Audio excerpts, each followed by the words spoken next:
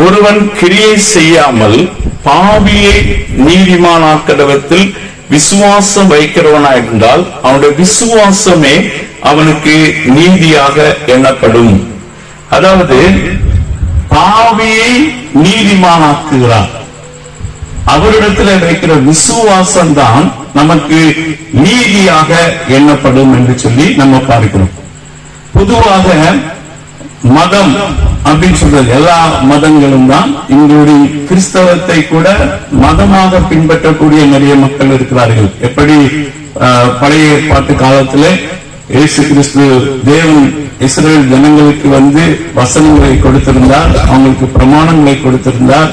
ஆனால் அதை ஆவியின்படி பின்பற்றாதபடிக்கு மாம்சத்தின்படி பின்பற்றின யூதர்கள் எல்லா சடங்காசாரங்களையும் அவர்கள் பண்ணினார்கள். அவர்கள் ஆலயங்களுக்கு சென்றார்கள், வசனங்களை அவர்கள் பிரசங்கித்தார்கள், வசனங்களை கேட்டார்கள், பண்டிகைகளை கொண்டாடினார்கள், எல்லாம் செய்தார்கள். ஆனால் அவர்களிடத்திலே எது இல்லாமல் போனது என்று சொன்னால் ஆபிரகாமுக்கு இருந்த விசுவாசம் இல்லாமல் போனது.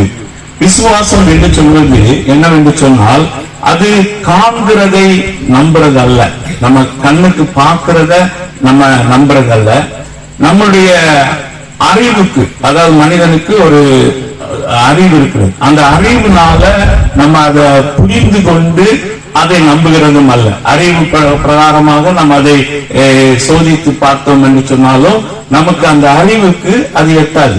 அது என்ன இது புரியலையே அப்படின்னு தான் இருக்கும்.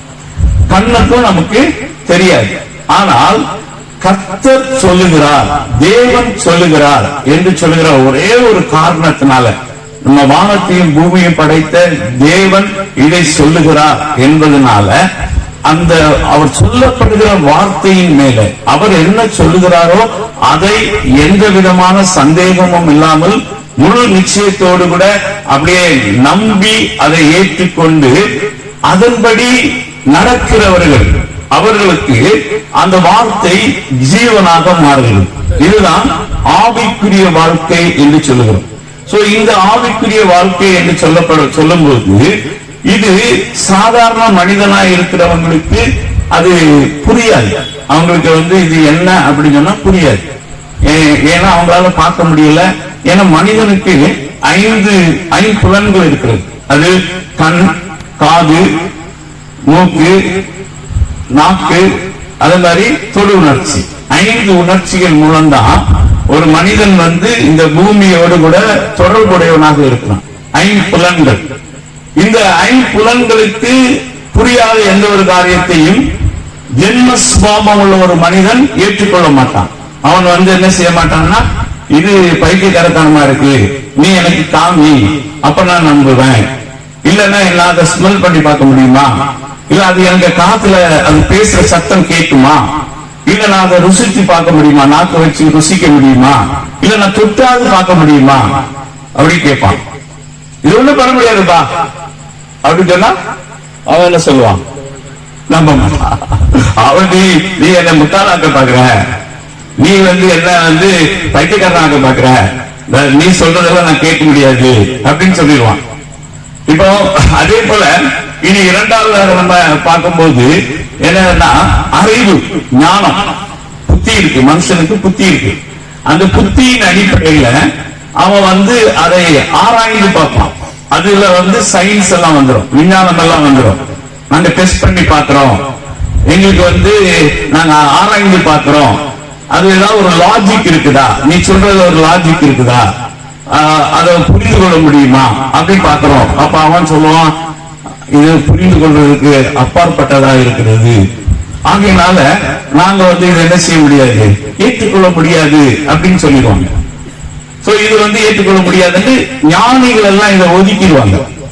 ஞானம் பெற்றவர்கள், அறிஞர்கள், அறிவாளிகள் இவங்க எல்லாம் என்ன பண்ணிடுவாங்கன்னா, இது சுத்த பைத்தியமா இருக்கு, பைத்தியக்காரத்தனமா இருக்கு, சிலுவையில ஒருத்தர் அடிக்கப்பட்டாராம், அதை விசுவாசித்தா நம்ம பாவம் போயிடுமா, இதெல்லாம் ரொம்ப பைத்தியக்காரத்தனமா இருக்கு, இதுல எந்த லாஜிக்கும் கிடையாது, இதை நம்ப முடியாது அப்படின்னு சொல்லிட்டு அவங்க இதை ரிஜெக்ட் பண்றாங்க. அதனாலதான் இயேசு கிறிஸ்து பூமிக்கு வந்தபோது சொன்னாரு, பிதாவாகிய தேவன் இதை கல்விமான்களுக்கும் ஞானிகளுக்கும் மறைத்து பேதையர்களுக்கு வெளிப்படுத்தினார் அப்படி சொல்றார். சோ இது ஒரு வெளிப்பாட்டின் அறிவு. இந்த மாலை வேளையில கூட இங்க இருக்கிற நீங்க ஒரு சின்ன ஜெபம் உங்களுக்குள்ளே பண்ணிடுங்க. என்ன ஜெபம்னா, ஆண்டவரே உங்களுடைய வார்த்தையை விசுவாசிக்கும்படி என்னுடைய இருதயத்தை நீங்க திறந்தருளுங்க. எனக்கு ஒரு நல்ல விருத்த சேதனமுள்ள செவியை தாங்க, விருத்த சேதனமுள்ள இருதயத்தை எனக்கு தாங்க. ஒருவேளை நான் அதை காண முடியாததா இருக்கலாம், கேட்க முடியாததா இருக்கலாம், நான் தொட்டு பார்க்க முடியாததா இருக்கலாம். இது ஆனாலும் ஒருவேளை என்னுடைய மூளைக்கு இது புரியாம இருக்கலாம். ஆனா நீங்க சொல்றதுனால நான் அதை விசுவாசித்து ஏற்றுக்கொள்ளக்கூடிய ஒரு இருதயத்தை எனக்கு தாங்க அப்படின்னு யாரெல்லாம் கேட்கிறீங்களோ அவங்களுடைய மனதை கர்த்தர் திறப்பார். அவங்களுக்கு இந்த காரியங்கள் விசுவாசிக்கு ஏதுவாக மாறும். அருமையான தேவனுடைய பிள்ளைகளே, நம்மையும் மற்ற மனிதர்களையும் வித்தியாசப்படுத்துகிற ஒரே ஒரு காரியம் இருக்கும் என்று சொன்னால் அது விசுவாசம் தான். பாருங்க, ஆபிரகாம் அவனுக்கு குழந்தையே இல்லை. அவனுக்கு ஏகദേശம் வயது 75 என்று வேதம் சொல்கிறது. அவனுடைய மனைவியுடைய வயது 65 வயது. அவனுக்கு பிள்ளை இல்லை. அந்த நேரத்துல அவன் அவனுடைய குடும்பத்தை குறித்து சொல்லும் போது அவர்கள் தெய்வங்களை உண்டாக்கி விற்கக்கூடிய ஒரு குடும்பத்துலதான் அவன் இருந்திருக்கலாம். அவன் தாய் தகப்பன் அந்த வேலையை தான் செய்துட்டு இருக்கிறார். தெய்வங்களை உருவாக்கி விற்கிற வேலையை செய்துட்டு இருக்கிறார். அப்ப அவனிடத்துல ஒரு நாள் வானத்தையும் பூமியை உண்டாக்கின தேவன் அவனுக்கு தரிசனமாகி அவன் சொல்றாரு, நீ உன் தகப்பன் வீட்டையும் உன் தாயின் வீட்டையும் விட்டு நான் காண்பிக்கிற தேசத்துக்கு நீ போ. நான் உன்னை ஒரு பெரிய ஜாதி ஆக்குவேன். உன்னை ஆசீர்வதிக்கிறவர்களை நான் ஆசீர்வதிப்பேன், உன்னை சபிக்கிறவர்களை நான் சபிப்பேன் அப்படின்னு சொல்லிட்டு உனக்குள்ளே பூமியின் வம்சங்கள் எல்லாம் ஆசீர்வதிக்கப்படும் அப்படின்னு ஆபிரகாமுக்கு சொன்னார். அப்ப ஆபிரகாம் என்ன செய்திருப்பான்? மறுநாள் எழும்பி அவங்க அப்பாவிட்ட அம்மாவிட்ட வீட்டில் உள்ளவங்கிட்ட, நான் இந்த வானத்தையும் பூமி உண்டாக்கின கடவுள் என்ற வந்தாரு, சொன்னாரு, நீ உன் வீட்டை விட்டுட்டு நான் காமிக்கிற தேசத்துக்கு நீ போ. அந்த தேசத்தை நான் உன்னுடைய சந்ததிக்கு தருவேன். நீ உன்னை நான் பெரிய ஜாதி ஆக்குவேன் அப்படின்னு அவர் சொன்ன போது அவங்க வீட்டுல இருக்கவங்க என்ன சொல்லுவாங்க? இது பைத்தியகாரத்தனப்பா, உனக்கு வயசு என்னாச்சு? 75 வயசு. உன் மனைவிக்கு வயசு என்னாச்சு? 65 வயசு. இப்ப நீ நல்லா கம்ஃபர்டபுளா வீட்டுல உட்கார்ந்து இருக்கிற. இதெல்லாம் விட்டுட்டு ஏதோ ஒரு காணாத தேசத்துக்கு நீ போறியா? உனக்கு இன்னைக்கு மாதிரி எங்க கம்யூனிகேஷன் எல்லாம் கிடையாது. ஒன்ஸ் வீட்டை விட்டு அவங்க வெளியே போயிட்டாங்கன்னா அவங்களோட தொடர்பு கொள்ள முடியாது. இன்னைக்கு எல்லாம் நமக்கு எங்க யாரு இருந்தாலும் ஒரு செகண்ட்ல நம்ம மொபைல் மூலமா அவங்க தொடர்பு கொள்ள முடியும். அன்னைக்கெல்லாம் அப்படி தொடர்பு கொள்ள முடியாது. அப்படி அவங்க எங்கேயாவது இருந்தாங்கன்னா கூட ஒரு கடிதம், பின் நாட்கள்ல கடித போக்குவரத்து வந்தால் கூட அது பல மாதங்கள் ஆகும். ஒரு கடிதம் இப்போ வேறொரு தேசத்துல நமக்கு அனுப்பி அது நம்மளத்துல சேர்வதற்கு. ஆனா இன்னைக்கு இன்ஃபர்மேஷன் டெக்னாலஜி ரொம்ப வளர்ந்ததுனால நம்ம ஒரு நொடி பொழுதுல ஒரு இன்ஃபர்மேஷனை உலகம் முழுவதும் நம்ம அனுப்பிடலாம். அந்த அளவுக்கு நம்ம வளர்ந்துருக்கோம். ஆனா அந்த காலத்துல ஒண்ணுமே கிடையாது. ஒன்ஸ் அவன் வீட்டை விட்டு போனாருன்னா போனதுதான், முடிஞ்சு வச்சு. இனி அவரை திருப்பி ட்ரேஸ் பண்ணி கண்டுபிடிக்கவே முடியாது. எல்லாரும் தடுத்திருப்பாங்க. ஆனா அவங்களுடைய அந்த மகன் ஒருத்தர் மட்டும் லோத்து அதை நம்பினான். நானும் கூட வரேன் அப்படின்னு சொல்லிட்டான்னு சொல்லிட்டு அவனுக்கு ஒரு சித்தப்பா, அவன் அண்ணனுக்கு பையன், அவன் என்ன பண்ணான், நானும் வரப்பா சித்தப்பான்னு அவரும் கூட கிளம்பிட்டாரு. எல்லாம் சேர்ந்து இவரு வீட்டை விட்டு இல்ல நான் போயே ஆவேன் அப்படின்னு ஆபிரகாம் அடம் பிடிச்சிட்டு தான் போயிருப்பாரு. நிறைய பேர் தடுத்திருப்பாங்க அவரை.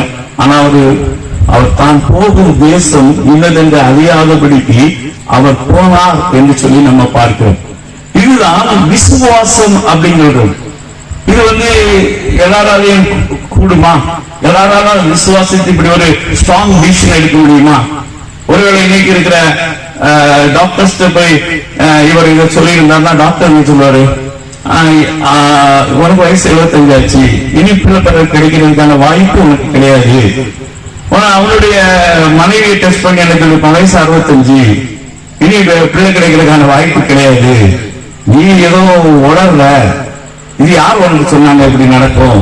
விஞ்ஞானம் அப்படிதான் சொல்லும், சயின்ஸ் அப்படிதான் சொல்லும், இது நடக்காது ஆகாது கிடைக்காது, இது கூடாது, இது நம்பக்கூடிய விதத்துல இல்ல அப்படிதான் அவருக்கு அன்றைக்கு சொல்லப்பட்டிருக்கும். ஆனால் ஆபிரகாம் என்ன செய்தார் என்று சொன்னால், இல்ல இல்ல ஆண்டவர் சொல்லி இருக்கிறாரு பாருங்க. இங்க எந்த உறுதியும் நமக்கு தேவையில்லை. என்னன்னா மாம்சத்தின்படியான ஐம்புலன்களுக்கு உட்பட்டதல்ல. இரண்டாவது நம்முடைய சுய ஞானத்துக்கு விஞ்ஞானத்துக்கு உட்பட்டதல்ல. நீ ஏன் இப்படி செய்யற, நீ ஏன் இப்படி வீட்டை விட்டு வெளியே போற, நீ எந்த தேசத்துக்கு காணாத இடத்துக்கு போற, ஒரே ஒரு காரணம் தான், அழைத்து என்னை சந்தித்த தேவன், அவர் வானத்தையும் பூமியும் உண்டாக்கினவர், அவர் சொல்லி இருக்கிறார், ஆகையினால நான் போறேன். பாருங்க, that is what faith, விசுவாசம் என்று சொல்லுகிறது அதுதான். விசுவாசம் இயேசு சொன்னாரு, இந்த விசுவாசத்தை தான் அவர் சொல்றாரு, நான் பூமியின் மேல் திரும்ப வரும்போது காண்பேனோ அப்படின்னு கேட்கிறார். ஆபிரகாமுக்குள்ள இருந்த விசுவாசம் ஜனங்களுக்குள்ள இருக்குமா அப்படிங்கிறது. அந்த ஆபிரகாம் அன்றைக்கு துணிந்து வெளியில போனதுனாலதான் இன்னைக்கு அவனுடைய சந்ததி தான் ஆபிரகாமுக்கு ஈசாக்கு, அதுவும் திரும்பவும் 25 வருஷம் டிலே ஆச்சு அவனுக்கு குழந்தை கிடைக்கிறது. ஏன்னா கொஞ்சம் பலன் அவங்க சரீரத்தில் இருந்தது, அந்த பலன் இல்லாமல் போறதுக்கு 100 வயசு வரைக்கும் காத்திருக்க வேண்டியது இருந்தது. சாராளுடைய வயசு 90 ஆனது, அவருக்கு 89 வயசு ஆகும்போது திரும்ப ஆண்டவர் சொல்றாரு, உனக்கு பிள்ளை இருக்கும். சாரால் முகம் குப்புற விழுந்து சிரிக்கிறான். ஒரு பாட்டிக்கு 89 வயசுல குழந்தை பிறக்குவா, அது சிரிக்கிறான், நகைக்கிறான். இது பாசிபிளா சிரிக்கிறான். ஆபிரகாம் கூட ஆண்டவரே போது, ஆண்டவர் எனக்கு இந்த இஸ்மவேல் ஒருத்தர் இருக்கிறான், ஆகாரத்துல என் வேலைக்காரி இடத்துல பிறந்து அவனும் பிழைச்சா போதும் ஆண்டவரே அப்படி கேட்கிறான். இல்ல இல்ல, உன் உன்னுடைய கற்ப பிறப்பு சாதாரணத்துல என் வாக்கு தத்தத்தை நிறைவேற்றுவேன். உண்மையில அவங்களால கூட நம்ப முடியல. ஆனால் தேவனுடைய வாக்கு தத்தம் அந்த வயசுல 100 வயதிலே அந்த வாழ்க்கையை நிறைவேறினது. ஹல்லேலூயா, ஹல்லேலூயா சொல்லுங்க பார்க்கலாம். ஹல்லேலூயா. பாருங்க, எல்லா நம்பிக்கையும் மட்டும் இதுதான் ஃபெய்த், அதான் விசுவாசம். இன்னைக்கு இஸ்ரவேல் தேசம் அப்படின்னு உள்ளது எல்லாருக்கும் தெரியும். ஆனா சமீபத்துல திரும்ப அங்க ஒரு வார் நடந்துட்டு இருக்கிறதுனால எல்லாருக்குமே இன்னைக்கு உலகங்களா இருக்குன்னு தெரியும். ஆனா இஸ்ரவேல் அப்படிங்கிறது ஆபிரகாமுடைய பேரனுடைய பேர். அவனுடைய மகனுக்கு பேர் ஈசாக்கு, ஈசாக்குடைய மகன் பேர் யாக்கோபு. அந்த யாக்கோபுடைய பேரை தான் ஆண்டவர் இஸ்ரவேல் என்று மாற்றினார். அந்த இஸ்ரவேலுக்கு இஸ்ரவேல் தேசம் அவங்களுக்கு வாக்கு பண்ணி கொடுத்த தேசம் தான் இன்னைக்கு அவங்க அங்க உட்கார்ந்து இருக்கிறாங்க. பல 1000 ஆண்டுகள் தாண்டின பின்பும் ஆபிரகாமுக்கு தேவன் கொடுத்த வாக்கு தத்தம் அப்படியே பலித்தது. அது சாதாரணமாக நிறைவேறவில்லை. ஆபிரகாம் இப்போ யாருக்கெல்லாம் தகப்பனா இருக்கிறான்னா ஆண்டவர் சொன்ன வாக்கு தத்தம் அப்படியே பலித்திருக்கிறது. இன்னைக்கு முஸ்லிம்கள் அந்த ஆகாருடைய சந்ததியா இருந்த இஸ்மாயில் அவங்க ஆபிரகாம தான் அவங்களுடைய இப்ராஹிம் அப்படின்னு சொல்றாங்க. அவங்க அதாவது இப்ராஹிம் அப்படின்னு சொல்லுவாங்க, இப்ராஹிம் நபி அப்படின்னு சொல்லுவாங்க. அவர் தான் அவங்களுடைய தகப்பன் அப்படின்னு அவங்க சொல்றாங்க. அந்த முஸ்லிம் உலகத்தில் இருக்கிற பர்சன்டேஜ்ல 23% மேல இருக்கிறாங்க. 800 கோடி மக்கள் இருக்கிறாங்கன்னா ஏகதேசம் 23%, நியர்பை 200 crores. நல்லா யோசிச்சு பாருங்க, 200 கோடி மக்கள் உலகம் அளவுல அவர்களும் ஆபிரகாம் தான் எங்கள் தகப்பன் சொல்றாங்க. இஸ்ரவேல் ஜனங்கள் ஆபிரகாம் தான் எங்களுடைய தகப்பன் அப்படின்னு சொல்றாங்க. உலகம் முழுவதும் இருக்க கிறிஸ்தவர்களுக்கு ஆண்டவர் ஆபிரகாமை விசுவாசிகளின் தகப்பனாக வைத்திருக்கிறாங்க. அவங்க 33% இருக்கிறாங்க. ஏகதேசம் பாத்தீங்கன்னா ஒரு 270 கோடியிலிருந்து 300 கோடி மக்கள். இப்படி உலக மக்கள் தொகையில ஏகதேசம் 500 கோடிக்கு மக்களுக்கு மேல ஆபிரகாம் தான் எங்களுடைய தகப்பன் சொல்றாங்க. வாக்கு கொடுத்த நிறைவேறினா நிறைவேறலையா? நிறைவேறினா எல்லாரும் ஒரு கைகளை தட்டி ஆண்டவரை மகிமைப்படுத்தி பார்ப்போம். எல்லாரும் ஊட்டமா ஒரு கைகளை தட்டி, நம்முடைய தேவன் வாக்கு மாறாதவர். ஹல்லேலூயா, ஹல்லேலூயா. உங்க பக்கத்துல இருக்கிறவங்க பார்த்து சொல்லுங்க, நம்ம ஆண்டவர் வாக்கு மாறாதவர். சொல்லுங்க பார்க்கலாம், சொல்லுங்க, நம்ம ஆண்டவர் வாக்கு மாறாதவர். ஹல்லேலூயா. நம்முடைய தேவன் எவ்வளவு பெரியவர் சொல்லிட்டு நீங்க பாருங்க. நிரூபிக்கப்பட்டது, தேவனுடைய வார்த்தை நிரூபிக்கப்பட்டது, உலக அளவுல அது நிரூபிக்கப்பட்டது. அதுதான் விசுவாசம் என்று சொல்லுங்கள். அவன் காணாததை அவன் கீழ்ப்படிந்து நம்பி அவன் போனான் என்று சொல்ல, கீழ்ப்படிந்தான், அவன் போனான் அப்படின்னு சொல்லி சொல்லப்பட்டிருக்கிறது. அதுதான் விசுவாசம். இது எந்த மனுஷ கண்களுக்கு அது புரியாது. நீங்க இது மாதிரி நிறைய சம்பவங்களை பைபிளுக்குள்ள நீங்க பார்க்க முடியும். ஒரு சமயத்துல இஸ்ரேல் தேசத்துல வந்து பெரிய வறட்சி இருந்தது. அங்க தண்ணி இல்ல, மழை இல்ல, அங்க கால்நடைகளுக்கு தண்ணி இல்ல. தீர்க்கதரிசனத்துல போய் கேட்கிறாங்க, ஐயோ தேசம் வந்து பயங்கர பஞ்சத்துல இருக்கு, தண்ணி இல்ல, கால்நடைகள் மதித்து போகுது, தண்ணி இல்லையே அப்படின்னு சொல்லி கேட்கிறாங்க. அப்போ தீர்க்கதரிசனத்துல ஆண்டவர் பேசுறாரு. அவங்க உடனே ஆண்டோட சத்தத்தை கேட்டு சொல்றாங்க, நீங்கள் காற்றையும் காண மாட்டீர்கள், மழையும் காண மாட்டீர்கள், ஆனால் இந்த வாய்க்கால் எல்லாம் தண்ணீரால் ஓடும். யாரும் நம்புவாங்க? ஒருத்தர் மழை தண்ணி கிடைக்கப்பா அப்படின்னா ஜென்ம சுபாவம் உள்ள மனிதன் என்ன சொல்லுவாங்கன்னு சொன்னால், மேகத்தை பார்ப்பான், மேகம் வருது, இடி இடிக்குது, அந்த காற்று செங்கல் காற்று வருகிறது, இதெல்லாம் பார்த்தனா ஆமாப்பா நீ சொல்றது கரெக்ட்னு சொல்லுவான்.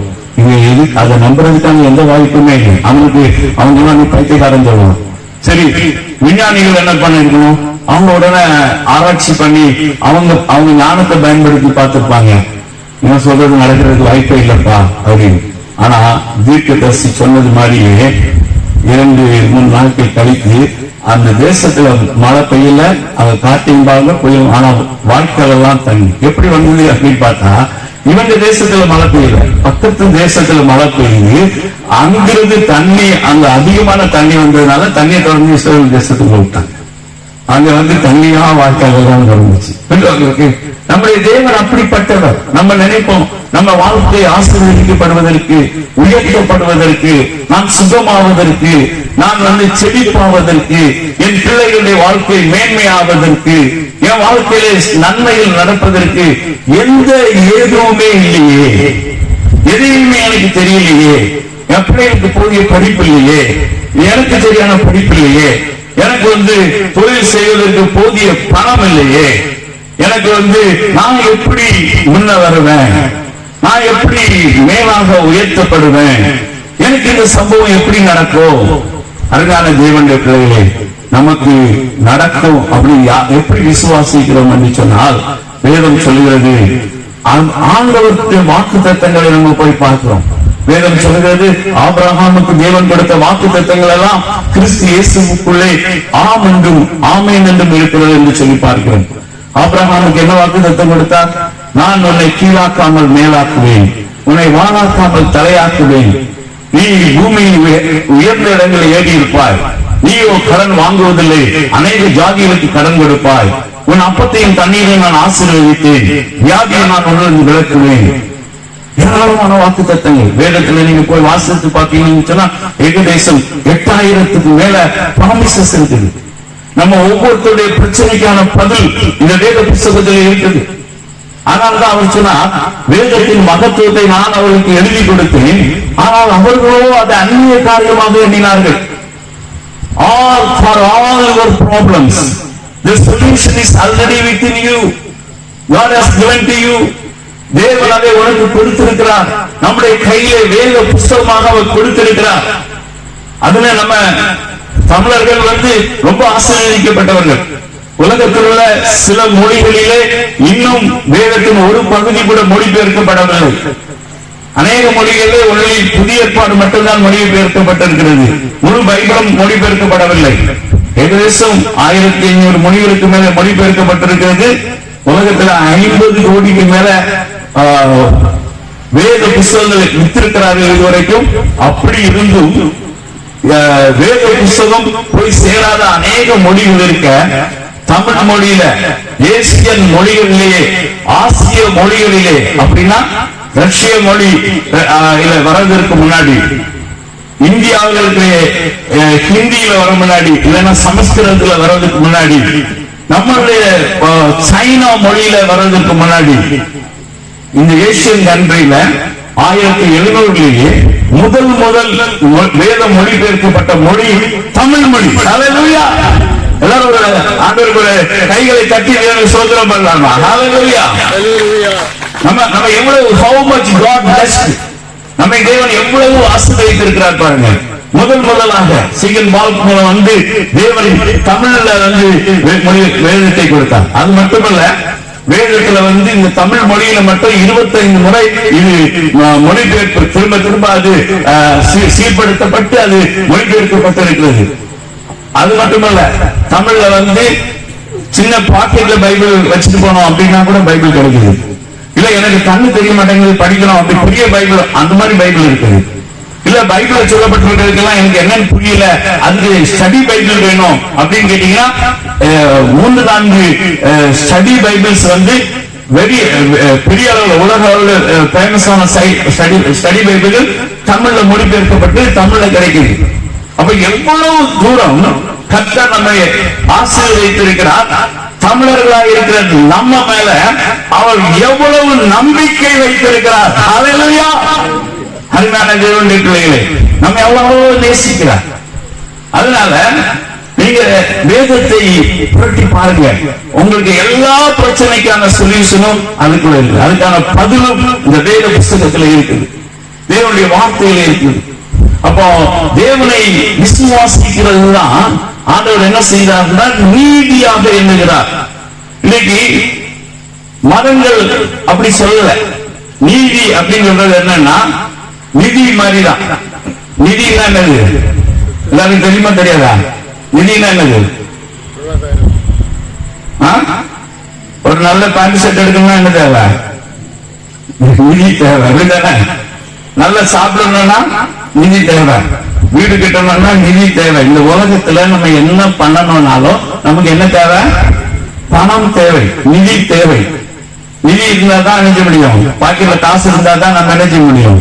ஒன்று இதை கொடுத்து நமக்கு தேவையான எதுவோ அதை என்ன செய்ய முடியும்? வாங்கிக் கொள்ள முடியும். அது வந்து நிதி. அப்ப நீதினா என்னது?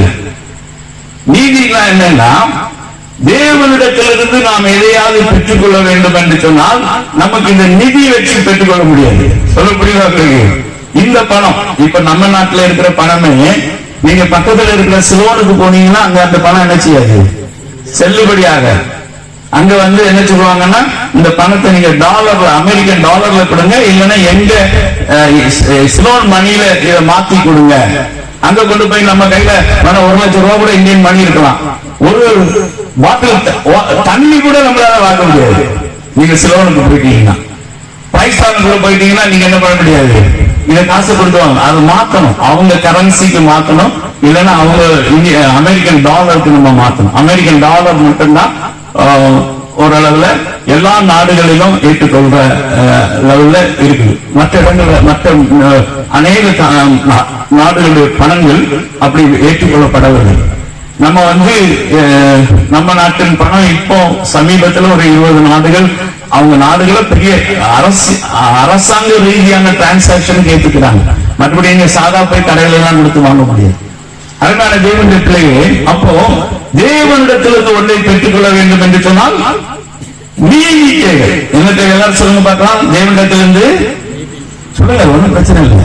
தேவனிடத்திலிருந்து ஒன்றை பெற்றுக்கொள்ள எனக்கு நீதி தேவை. என்ன தேவை? நீதி தேவை.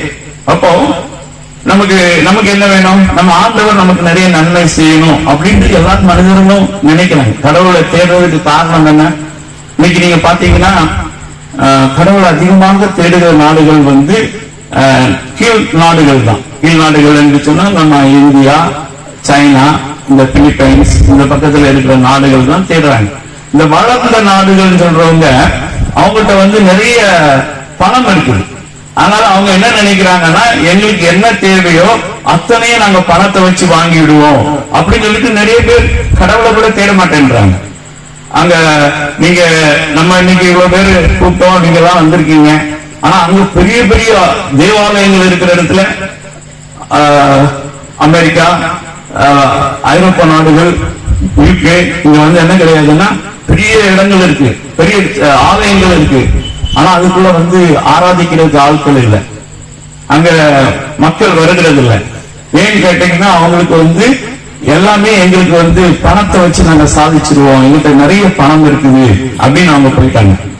ஆனா நம்ம நாட்டுல தெய்வத்தை தேடுகிற ஒரு பெரிய மக்கள், அதிகமான மக்கள் இருக்கிறது நம்ம நாட்டுல தான். நம்ம கீழ் நாடுகள்ல இருக்கிறோம்.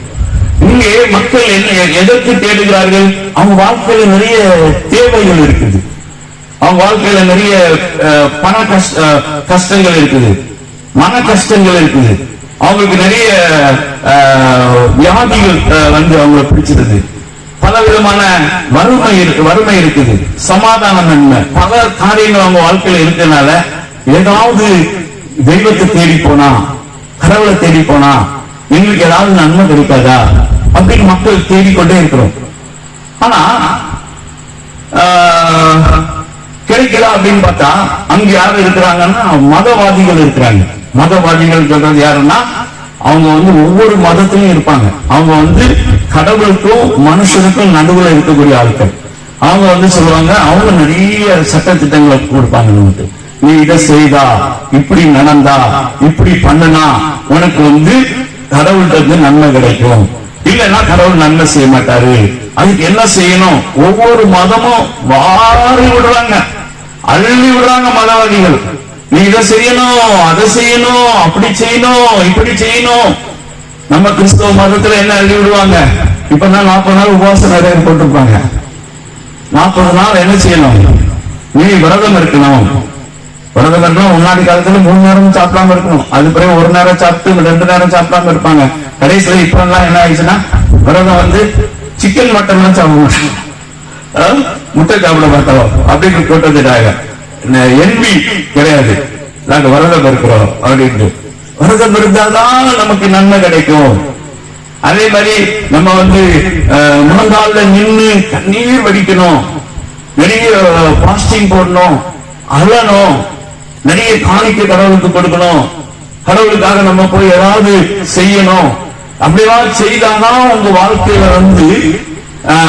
கடவுள் நன்மை செய்வாரு அப்படின்ட்டு மதவாதிகள் நமக்கு நிறைய போதிக்கிறாங்க, நிறைய காரியங்களை செய்ய சொல்றாங்க.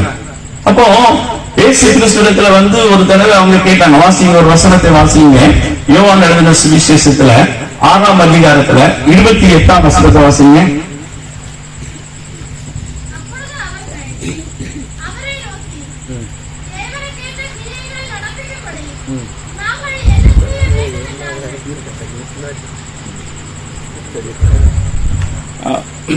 தேவனை கேட்ட கிரியை நடப்பிக்கும்படி நாங்க என்ன செய்யணும் கேட்டாங்க. இப்போ இதே கேள்விய இயேசு கிறிஸ்துவிடத்துல கேட்காம அங்க இருக்கிற வேத பாரகத்துல பரிசேயத்துல போய் அவங்க கேட்டிருந்தாங்கன்னா அவங்க என்ன சொல்லுவாங்க? என்ன கிரியை செய்யணுமா? அது உனக்கு தெரியாதா?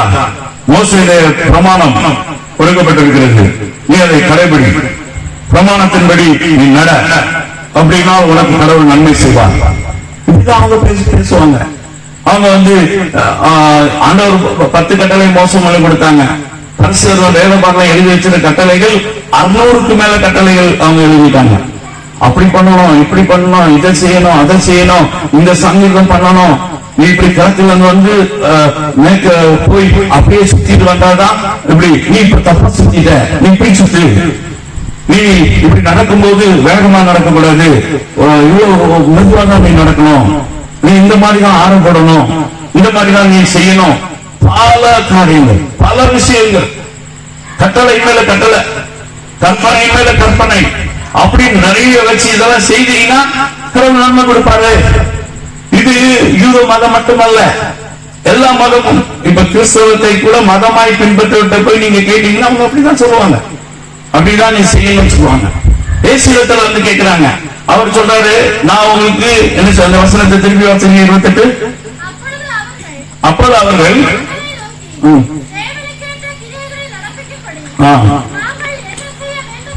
என்ன செய்யணும்? அதுக்கு முந்தின வசனம் வாசிங்க 27. அழிந்து போகிற போஜனத்திற்காக அல்ல, நித்திய ஜீவன் வரைக்கும் நிலை நிற்கிற போஜனத்திற்காகவே கிரியை நடப்பீங்கள், அதை மனுஷகுமாரன் உங்களுக்கு கொடுப்பார், அவரை பிதாவாகிய தேவன். நீங்க அறிந்து போற போஜனத்துக்காக அல்ல, நித்திய ஜீவன் வரைக்கும் நிற்கிற போஜனத்துக்காக கிரியை செய்யுங்கள். அப்படி கிரியை செய்யுங்கள் அப்படின்னு சொன்ன உடனே இவங்க கேட்கிறாங்க, என்ன பண்ணணும்? நாங்க மலை ஏறணுமா? நாங்க கால்நடையாய் நடந்து போனணுமா? இல்ல நாங்க ஏதாவது காணிக்கை கொடுக்கணுமா? நாங்க ஏதாவது பலி செலுத்தணுமா? நாங்க ஏதாவது வேற ஏதாவது காரியங்கள் பண்ண வேண்டுமா, என்ன பண்ணணும் அப்படின்னு கேட்கிறாங்க. இயேசு கிறிஸ்து என்ன சொன்னாருன்னா 29ஆம் வசனம் வாசிங்க, 6:29. இயேசு அவர்களுக்கு பிரதியுத்தரமாக, அவர் அனுப்பினவரை நீங்கள் விசுவாசிப்பதே தேவனுக்கு கேட்ட கிரியா இருக்கிறது. பாருங்க, இயேசு கிறிஸ்து அப்படி எந்த சட்டத்தையும் எழுதி கொடுக்கல. நீங்க இதை செய்யணும், அதை செய்யணும், இப்படி செய்யணும், உங்களுக்கு நித்திய ஜீவன் கிடைக்கணும்னா, நீங்க நித்திய காலமா இருக்கிற அந்த போஜனம் உங்களுக்கு கிடைக்கணும்னா நீங்க இதெல்லாம் செய்தாதான் நீங்க கடவுளத்துல போய் சேர முடியும், நீங்க இதை செய்யணும்னு சொல்ல அவர் சொன்னாரு. அவர் அனுப்பினவரை என்னை நீங்கள் விசுவாசிக்கணும், என்னை விசுவாசித்தால் உங்களுக்கு அது கிடைக்கும். 40ஆம் வசனம் வாசிங்க, 6:40. குமாரனை கண்டு அவர்கள் விசுவாசமாய் இருக்கிறவன் எவனோ அவன் நித்திய ஜீவனை அடைவதும் நான் அவனை கடைசி நாளில் எழுப்புவதும் என்னை அனுப்பினவருடைய சித்தமாயிருக்கிறது. திரும்ப திரும்ப இயேசு கிறிஸ்து ஒரு காரியத்தை போக்கஸ் பண்றாரு. ஒரே ஒரு காரியம். The church has gone to many reasons. சபை இன்றைக்கு அநேக காரியங்களை செய்கிறது. But they fail to do the one thing. அருமையானவர்களே, கொஞ்சம் கவனமாக சிந்தியுங்க. We do other things, but the one thing God wants from you. தேவன் உங்களுக்கு எதிர்பார்க்கிற ஒரு காரியத்தை சபை நிறைவேற்றி, அது என்ன பெரிய விஷயம். அந்த முழங்கால நிக்கலையா, பத்தாதா? எவ்வளவு நேரம் நிக்கணும்? அரை மணிக்கு நிக்கணுமா, 3 மணி நேரம் நிக்கணுமா? இங்க இருக்கிற மத போதகர் சொல்வாரு, இயேசு கல்வாரி சிலுவையில 3 ஆணில 3.5 மணி நேரம் தொங்குறாருமா. நீ ஆணில தொங்கல, நீ முழங்கால ஒரு 3.5 மணி நேரம் நிக்க முடியாதா? அது நின்றோம், அது என்ன பெரிய விஷயம், நாங்க நிக்கிறோம். நீ ஒருத்தர் சொல்றாரு, கம்ஃபர்டபுளா நிக்க கூடாது, நீ மணல்ல போய் நிக்கணும், அதுல உனக்கு ரத்தம் வரணும் முட்டுல. அது கூட நாங்க பண்ணிடுறோம். எது வேணாலும் பண்ணுங்க ரெடி மக்கள். நீங்க இவ்வளவு காணிக்கை கொடுக்கணும், கொடுத்துருவோம், அது ஒன்றும் பிரச்சனை இல்லை. காசு வேணும் கூட கடன் வாங்கி கூட கொடுத்துருமே, கொடுக்கலாம். எங்களுக்கு நடக்குமா, நாங்க நினைச்சது நடக்குமா அப்படின்னு கேட்க கேட்க மதவாதிகள் பல காரியத்தை அடுக்கிக் கொண்டே போவார்கள். நீ இதை செய்யணும், அதை செய்யணும், அதை செய்யணும், அதை செய்யணும், அதை செய்யணும், எல்லாம் செய்த பிறகு அவனுக்கு ஒன்றும் கிடைக்காது. ஏன்னா அவனுக்கு வாழ்க்கையில என்ன இல்லைன்னா, ஆண்டவர் சொன்ன ஒரு காரியத்தை விட்டுறாங்க. ஆண்டவர் சொல்றாரு ஒரே ஒரு காரியம், திரும்ப திரும்ப அவர் போக்கஸ் பண்ணது அதுதான். நீ என்னை விசுவாசி, நீ என்னை நம்பு, நீ என்னை ஏற்றுக்கொள், நான் உனக்கு நித்திய ஜீவனை தருகிறேன். நித்திய ஜீவன், நித்திய காலமாக தேவனோடு கூட வாழ்கிற பரலோக வாழ்வு, சொர்க்க வாழ்வு, சொர்க்கத்திலே நாம் நித்தியமாய் கடவுளோடு கூட வாழ்கிற அந்த நித்திய ஜீவன் எப்படி நமக்கு கிடைக்கிறது? Just believe on the Son of God. தேவன் அனுப்பின குமாரனாகிய இயேசுவை விசுவாசி, நம்பு, நீ என்ன ஏற்றுக்கொள், என்ன நம்பு, நான் உனக்கு அதை தரேன். மிக அநேக கிறிஸ்தவ போதகர்கள் கூட இதை சொல்ல மாட்டேன்றாங்க. நிறைய இடத்துல போய் பிரசங்கம் கேட்டா, நீ முடிய நீளமா வளர்த்திருக்கிற, முடிய வெட்டலைன்னா போக மாட்ட, நீ நகை போட்டிருக்கிற, நீ போக மாட்ட, நீ வெள்ளை ட்ரெஸ் போடல, நீ போக மாட்ட. இதை கேட்கறதுக்காக இந்த பிரசங்கிகள் எல்லாம் கடவுள் ஏற்படுத்தல, இதை சொல்றதுக்கு ஏற்படுத்தல, போக மாட்டான்னு சொல்றதுக்கு. ஒரே ஒரு காரியத்தை சொல்லும்படிதான் கடவுள் தன்னுடைய ஊழியர்களை அவர் மீண்டும் மீண்டும் ஜனத்துக்கு அனுப்பி கொண்டிருக்கிறார். அது ஒரே ஒரு காரியம், கர்த்தராகிய இயேசு கிறிஸ்துவை விசுவாசி, அவரை நம்பு, அவருடைய வார்த்தையை பிடித்துக்கொள். இன்னைக்கு அநேகர் இதை வாசிக்க தவறுகிறார்கள், அதை கேட்க தவறுகிறார்கள். நேற்று கூட ஒரு இடத்துல ஒரு பிரசங்கத்தை கேட்டீங்க, கடவுள் உங்களோட இருக்கணும்னா என்ன செய்யணும்? ஒரு வசனத்தை வாசித்து இதெல்லாம் இருந்தால்தான் கடவுள் உங்களோட இருப்பார், அப்பதான் நீங்க பரலோகத்துக்கு போக முடியும். முடிச்சாரு பிரசங்கத்தை. பிரசங்கங்கள் அப்படி முடிக்கப்பட வேண்டியதில்லை. பிரசங்கங்கள் எப்படி முடிக்கப்பட வேண்டும் என்று சொன்னால், இயேசுவை விசுவாசித்தால் நித்திய ஜீவன் உனக்கு உண்டு. ஹல்லேலூயா! இயேசுவை விசுவாசி, அவரை நம்பு. அவர் என்ன சொல்றாரு? யூதால 23, 24 நினைக்கிறேன், அதுல வாசிங்க. வலுவாதபடிக்கு உங்களை காக்கவும் மகிமையுள்ள சன்னிதானத்தில் மாசத்தோடு நிறுத்தவும் தாம் ஒருவரே ஞானம் உள்ளவர்கள் சொல்லிப்பார். அந்த வசனத்தை வாசிங்க. யாராவது எத்தனாவது வசனம் சிஸ்டர்? யூதா 23. யூதா வந்து வெளிப்படுத்தலுக்கு முந்தின புஸ்தகம்.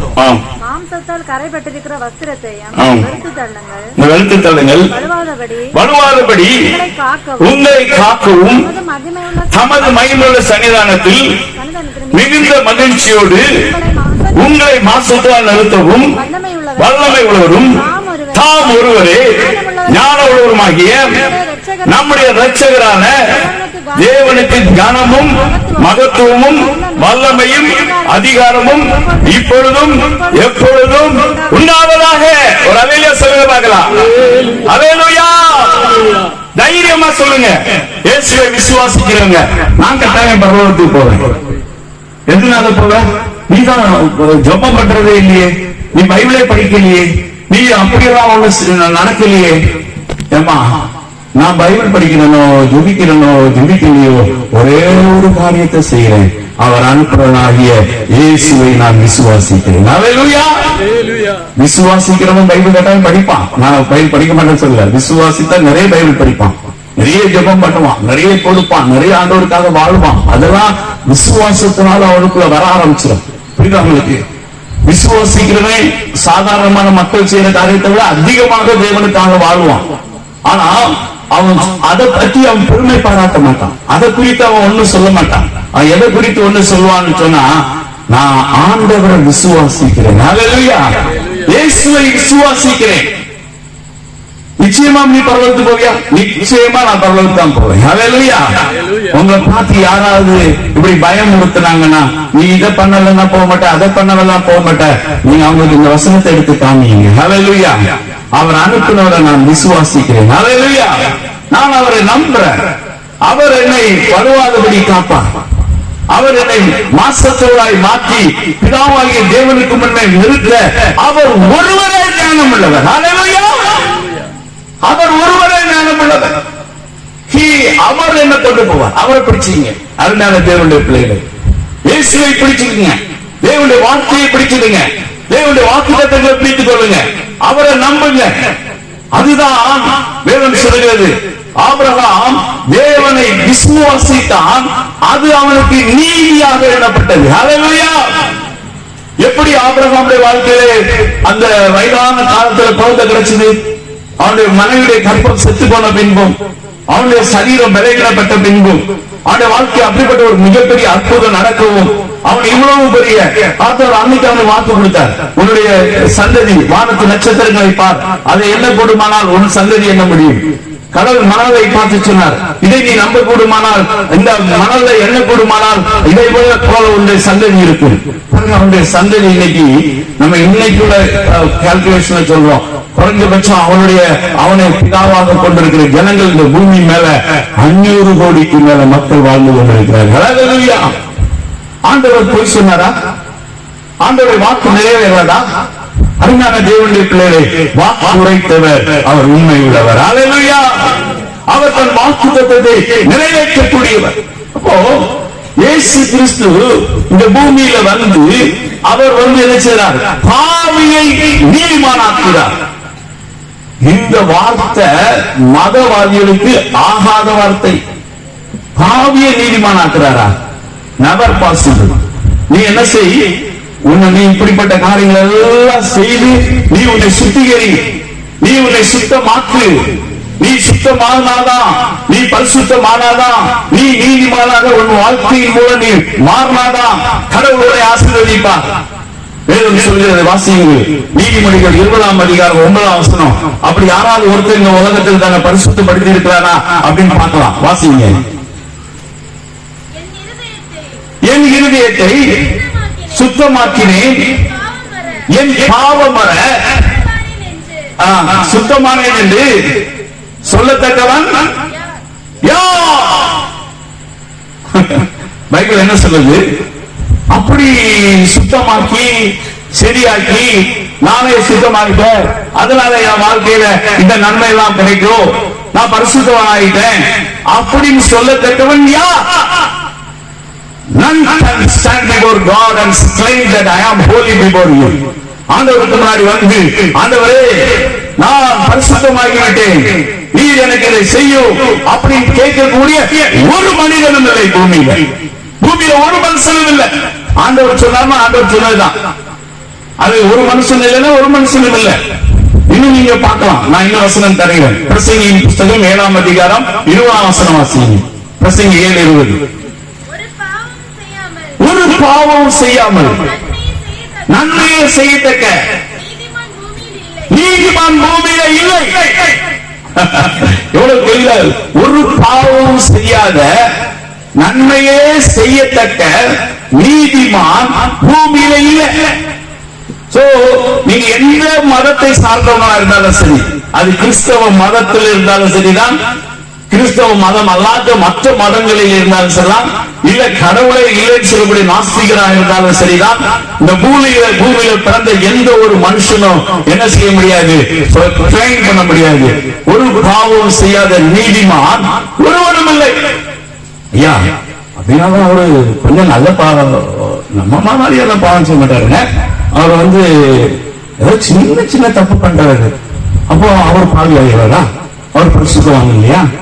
அவர் சுத்தவாங்க இது இல்லையா? சின்ன பொய்தானங்க சொன்னாரு.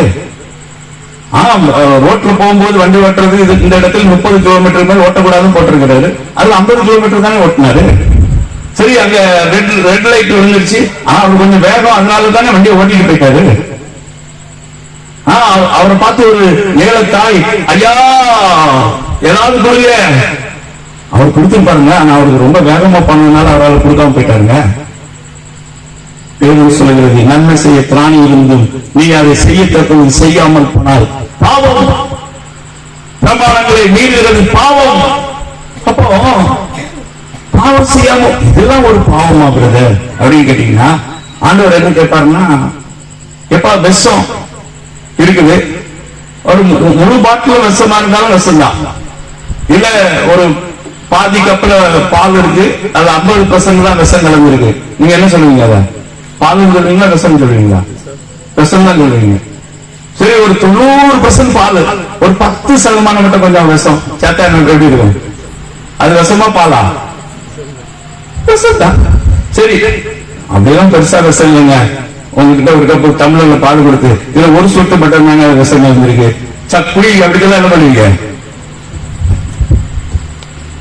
ஐயோ விஷம்டா அப்படிங்கிறது தீக்குறீங்களா ஊத்த மாட்டீங்களா? இதுதாங்க பாவத்துக்கு நிலைமை. தேவனுக்கு முன்னாடி நம்ம போயிட்டு, நான் அவன மாதிரி பாவம் செய்யல, இவன மாதிரி பாவம் செய்யல, அவங்க இந்த பெரிய பாவி, நான் வந்து ரொம்ப நல்லவன் அப்படி நீங்க சொல்ல, ஆண்டவர் சொல்லுவாரு, எப்பா ஒரு துளி விஷம் இருந்தாலும் விஷம் தான்ப்பா. அதனால உன்னுடைய நீதி எல்லாம் அதுக்கான கந்தை. அதாவது ராஜாவுடைய திருமண வீட்டுக்கு அழைக்கப்பட்டா, நம்ம எவ்வளவுதான் பெரிய விலையுள்ள வஸ்திரங்களை நம்ம உடுத்திட்டு போனாலும் அந்த ராஜா வந்து என்ன செய்ய மாட்டாருன்னா, அந்த வஸ்திரத்தை நீங்க ரொம்ப காஸ்டிங் இதெல்லாம் போட்டிருக்கீங்க, உள்ள வாங்க அப்படின்னு அலோவ் பண்ண மாட்டாங்க. ராஜாக்கள் காலத்துல அவங்களுடைய மகனுக்கு திருமணத்துக்கு அழைக்கப்பட்டிருந்தா, அழைக்கப்படுகிற அத்தனை பேருக்கும் ராஜாவுடைய வஸ்திரம் கொடுக்கப்படும். அப்ப அவங்க அங்க போய் அந்த கல்யாணத்துல கலந்து கொள்ளணும்னா இவங்க வஸ்திரங்களை கழட்டி வச்சுட்டு ராஜா கொடுக்கிற வஸ்திரத்தை எடுத்து தரிசிட்டு உள்ள போனாதான் அந்த கல்யாணத்துல கலந்து கொள்ள முடியும். அதே மாதிரிதான் நம்முடைய ராஜாதி ராஜாவாகி தேவன், ஹல்லேலூயா, அவர் தன்னுடைய பரிசுத்தத்தை நமக்கு தருகிறார், தன்னுடைய நீதியை தருகிறார், தன்னுடைய ரட்சிப்பின் வஸ்திரத்தை நமக்கு தருகிறார். நம்மளுடைய வேலை நம்மள தாழ்த்தி, ஐயா நான் போட்டிருக்கிறது பயங்கர காஸ்ட்லி ட்ரெஸ் தான், என்ன உள்ள விடுங்க சொல்லாம நம்மளை தாழ்த்தி நம்முடைய நீதி எல்லாம் கலட்டி வைத்து விட்டு, ஆண்டவரே நீ கொடுக்கிற அந்த ரட்சிப்பின் வஸ்திரத்தை எனக்கு தாங்க அப்படி கேட்கும் போது அவர் அதை நமக்கு இலவசமாய் தருகிறார். ஹல்லேலூயா.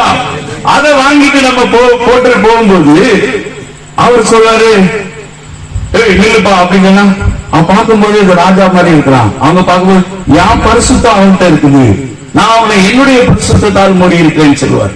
அதுதான் இயேசு நமக்கு கொடுக்க விரும்புகிறார். அருமையான தேவன், இதை பெற்றுக் கொள்வதற்கு எந்த செலவும் கிடையாது. உங்க தாழ்த்துகிற ஒரே ஒரு காரியத்தை செய்தா போதும். என் வஸ்திரத்தை நான் கழட்டி போட்டுறேன்.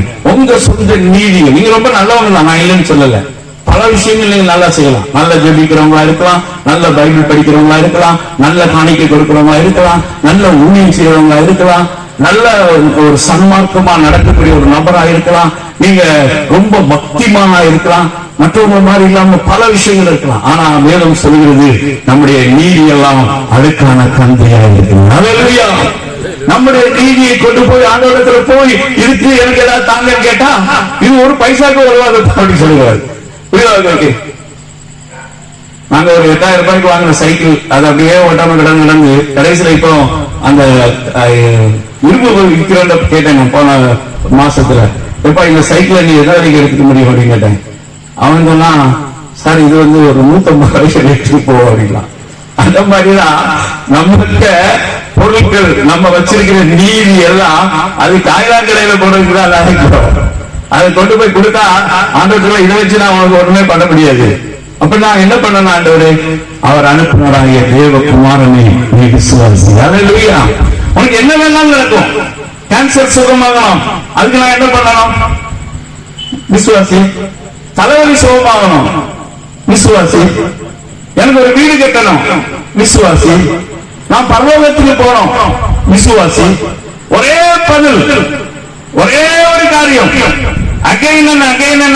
திரும்ப திரும்ப திரும்ப ஆண்டவர் நம்மிடத்தில் சொல்கிறது, நீ என்னை விசுவாசி, நான் இதை உனக்கு செய்ய முடியும் என்று நீ என்னை நம்புகிறாயா? வந்து பலர் வந்தாங்க, குஷ்டரோகிகள் வந்தாங்க, செவிடன் வந்தான், ஊமையன் வந்தான், அங்க வந்து திமிர்வாதக்காரன் வந்தான்,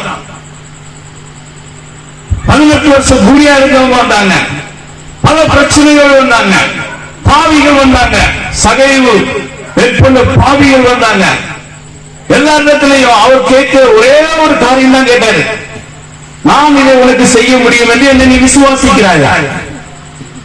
ஐயா, நான் வந்து இத்தனை வருஷம் ஒரு பெரும்பாடுள்ள ஸ்ரீ, நான் இத்தனை வருஷமா நான் முடவனா இருக்கிறேன், பிறந்ததிலிருந்து நான் சப்பானியா இருக்கிறேன், என் வாழ்க்கை மாற்றப்படுமா? ஆண்டவர் என்ன சொல்றோம்? வாழ்க்கை மாற்றப்படும், என்னால் அது மாற்ற முடியும், அப்படி நீ என்ன விசுவாசிக்கிறாயா? ஐயோ, நாங்க எவ்வளவு முயற்சித்துல எங்களால் ஒரு வீடு கட்ட முடியல, எங்களால் ஒரு எங்க கடனிலிருந்து வெளியே வர முடியல, எங்களுக்கு இந்த வியாதியிலிருந்து வெளியே வர முடியல, பிரச்சனையிலிருந்து எங்களுக்கு வெளியே வர முடியல, நாங்க என்ன செய்யணும்? இயேசு சொல்வார், நீ என்ன கிரியை செய்ய அளவு பண்றியா? என்ன உன் வாழ்க்கையில ஏற்றுக்கொள்கிறியா? நான் உனக்கு இதை செய்ய முடியும், நீ என்ன நம்புறியா? இதுதான் இயேசு நம்மிடத்துல கேட்கிறாரே தவிர, நீ வந்து ஏதாவது மத சடங்காச்சாரங்களை எல்லாம் செய்யறியான்னு கேட்க மாட்டார். நீங்க 1 ராஜாக்கள் 8:46 கூட பாத்தீங்க, அங்கேயும் வேதம் என்ன சொல்லுகிறதுன்னு சொன்னா, ஒரு பாவம் செய்யாத மனுஷங்கள் சொல்லப்பட்டு வாசிங்க.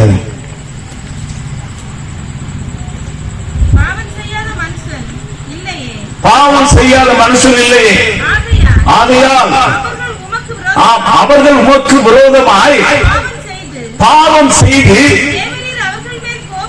தேவரீர் அவர் மேல் கோபம் கொண்டு அவர்கள் சத்துருக்கள் கையில் அவர்களை ஒப்புக் கொடுத்து, அந்த சத்துருக்கள்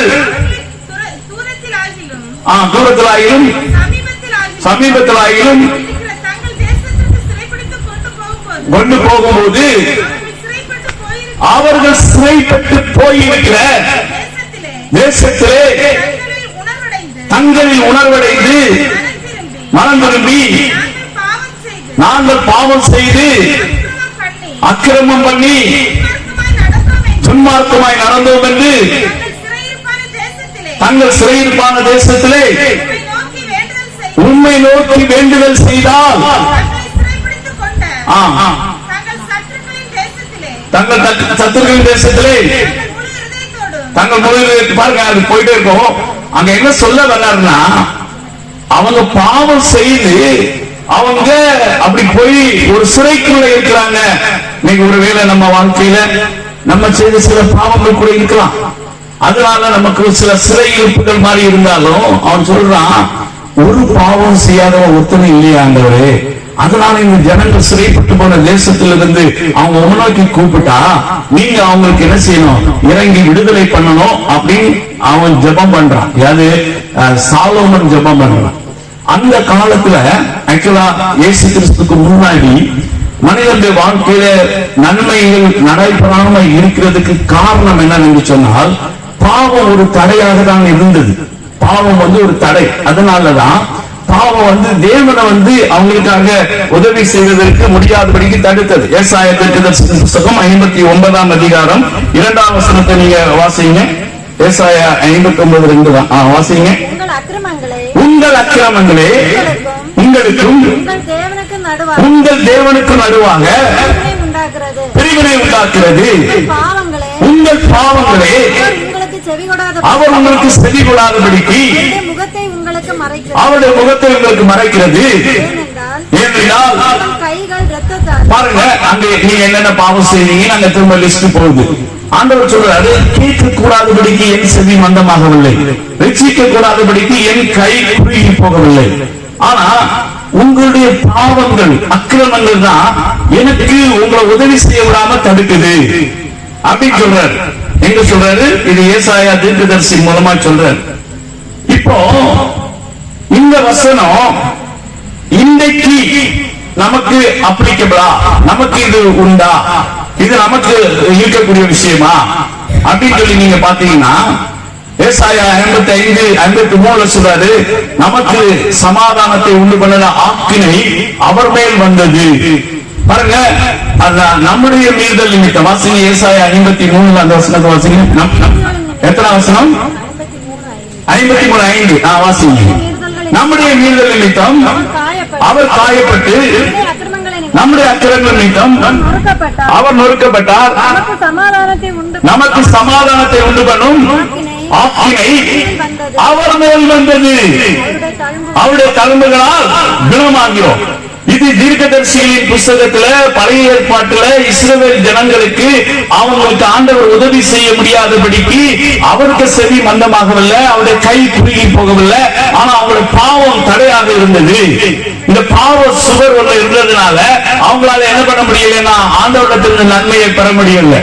நீங்க வெஸ்ட் ஜெர்மனிக்கும் ஈஸ்ட் ஜெர்மனிக்கு இடையில அவங்க ஒரே ஜெர்மன் நாடாக இருந்த இடத்துல பின்னாடி அவங்க ஒரு பிரிவு அங்கு ஏற்பட்டது.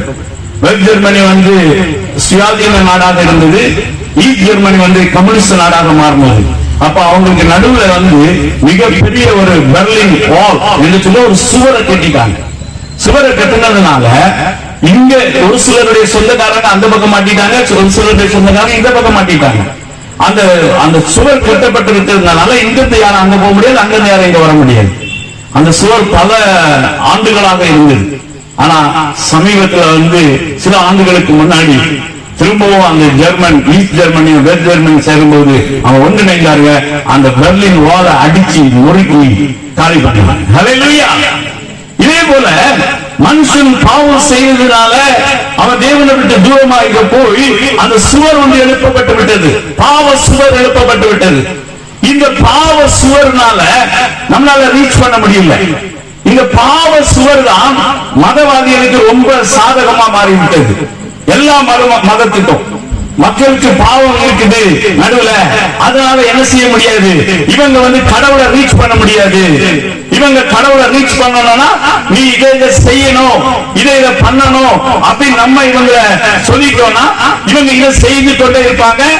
நம்ம படைப்பு ஜாலியா இருக்கும். அப்படி மதங்கள் தோன்றிவிட்டது. மதங்கள் தோன்றி எல்லா மதமும் இந்த சோரை தான் முக்கியமா காட்டுறாங்க. இன்னைக்கு கூட நிறைய பேர் இந்த பஸ்லத்தை இருக்கு, உங்களுக்கு சோறு இருக்குது, சுவர் இருக்குன்னு சொல்றாங்க. சுவர் இருந்தது உண்மை, ஆனா சுவர் இப்ப இல்ல. இல்ல சொல்றது கேட்டவங்க சந்தோஷமா இருக்கவங்க எல்லாம் ஒரு கை தட்டுங்க பார்க்கலாம். நிறைய பேருக்கு சந்தோஷமே வரல. இல்லன்னு எப்படி பிரதர் நம்புறது? இப்பவும் என் பாவம் தான் தடையா இருக்குது, என் பாவம் தான் தடையா இருக்குது. இப்ப இந்த பாவ சோரை ஒன்னால உடைக்க முடியல, நம்மளால உடைக்க முடியல. அதனால அவர் என்ன செய்யறாரு? அவரே இந்த பாவம் தானே உனக்கு நான் உதவி செய்ய விடாம தடுக்குது, இதுதானே ஒன்னால என்ன ரீச் பண்ண முடியாம இருக்குது, நானே அந்த பாவ சுவரை அடிச்சு காலி பண்றேன் அப்படின்னு பண்ணார். வாசிங்க ரோமர் 8ஆம் அதிகாரம் 3ஆம் வசனம் வாசிங்க.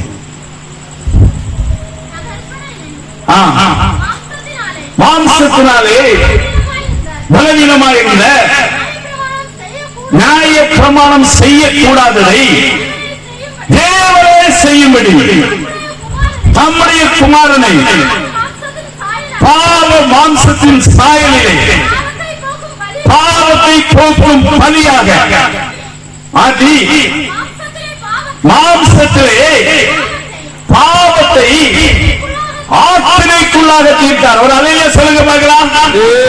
அல்லேலூயா, அல்லேலூயா. நான் உங்களுக்கு புரியும் மாதிரி சொல்றேன். பாவிய என்ன பண்ணணும்? தண்டிக்கணும். அதானே நியாயம். என்ன சிஸ்டர்? அதானே நியாயம். பாவிகளை கொடுக்கணும். சொல்லுங்க, பாவிகளை கொடுக்கணும், தண்டனை கொடுக்கணும், அப்படித்தானே? இந்த பாவிய இவன் பாவியை மாத்துனது யாரு? யாரு? சொல்லுங்க, யாரு இந்த பாவியை மாத்துனது? பிரமாணம். ஐயா சொல்றாங்க, பிரமாணம், லா, சட்டம். சட்டம் வருவதற்கு முன்பாகவே உலகத்திலே பாவம் இருந்தது.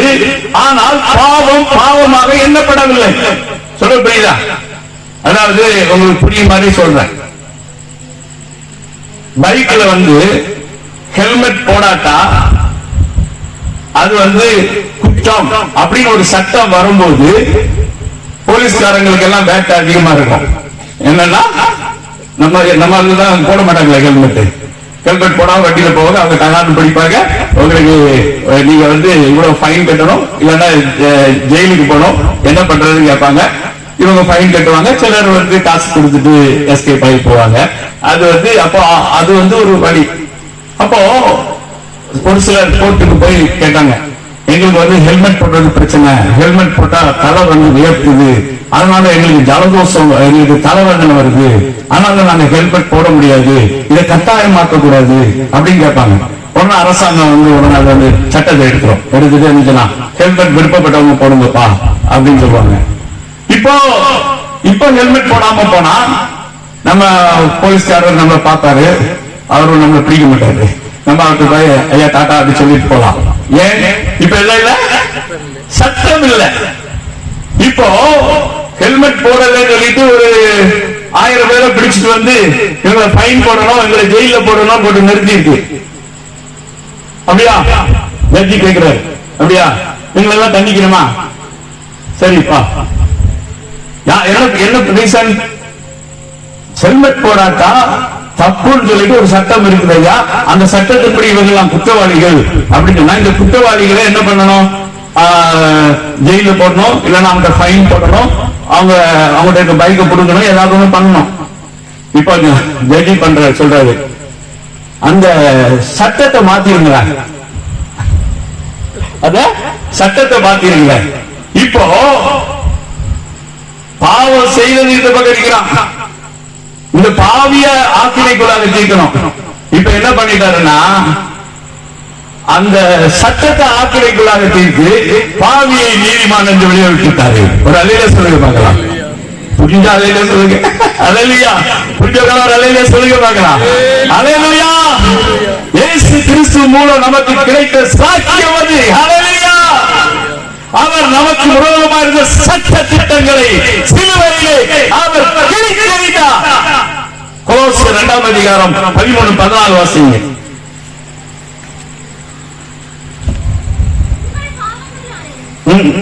வாசிங்க.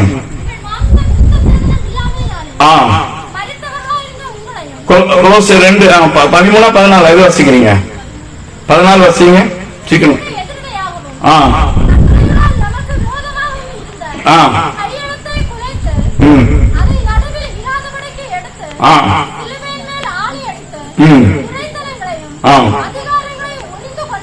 பாருங்க, சொல்லுங்க, நமக்கு எதிரடையாகவும் கட்டளைகளால் நமக்கு விரோதமா இருந்த கையெழுத்தை குறைத்து, என்ன கையெழுத்து? நான் இந்த ஹெல்மெட்டை கொஞ்சம் யோசித்து பாருங்க. அங்க சட்டசபையில் அப்படி ஒரு சட்டம் ஏற்றப்பட்டது, கையெழுத்து போடப்பட்டது. அங்க வந்து சட்டமாயிட்டது. அந்த கையெழுத்தை உழைத்து அந்த சட்டத்தை எடுத்து அதை சிலுவையிலே ஆணி அடித்து அதை தூக்கி தூர போட்டுட்டு என்ன பண்ணிட்டாருன்னா, இந்த குற்றம் செய்தவர்கள் எல்லாம் குற்றவாளி அல்ல அப்படின்னு தீர்க்கிறார். இது நல்லதா கெட்டதா? என்ன எப்படி பண்றாரு? அப்படி ரொம்ப சோகமா இருக்கீங்களா? சந்தோஷமா இருக்கீங்களா? ஒரு நல்ல ஒரு கைதட்டு கொடுங்க ஆண்டவருக்கு. நல்ல ஒரு கைதட்டு கொடுங்களா? ஹல்லேலூயா. ஊக்கமா கொடுங்க. ஹல்லேலூயா. உங்களை இன்னைக்கு எந்த மனுஷனும் வந்து குற்றப்படுத்த முடியாது, நீ பாவி அப்படின்னு சொல்லிட்டு. ஏன்னா நீ பாவின்னு சொல்றதுக்கு அவனுக்கு எந்த சட்டமும் இல்லை. எந்த சட்டத்தை வச்சு நம்மள பாவின்னு தீர்க்க முடியாது. நீங்க அந்த ரோமர் 8ஆம் அதிகாரத்துக்கு திரும்ப வாங்க. அவர் என்ன பண்ணாரு? பாவம் மரணம் என்று சொல்கிற பிரமாணத்தையே எடுத்துட்டார். வாசிங்க ரோமர் 8ஆம் அதிகாரம் 4ஆம் வசனம் வாசிங்க. மாம்சத்தின்படி நடாமல்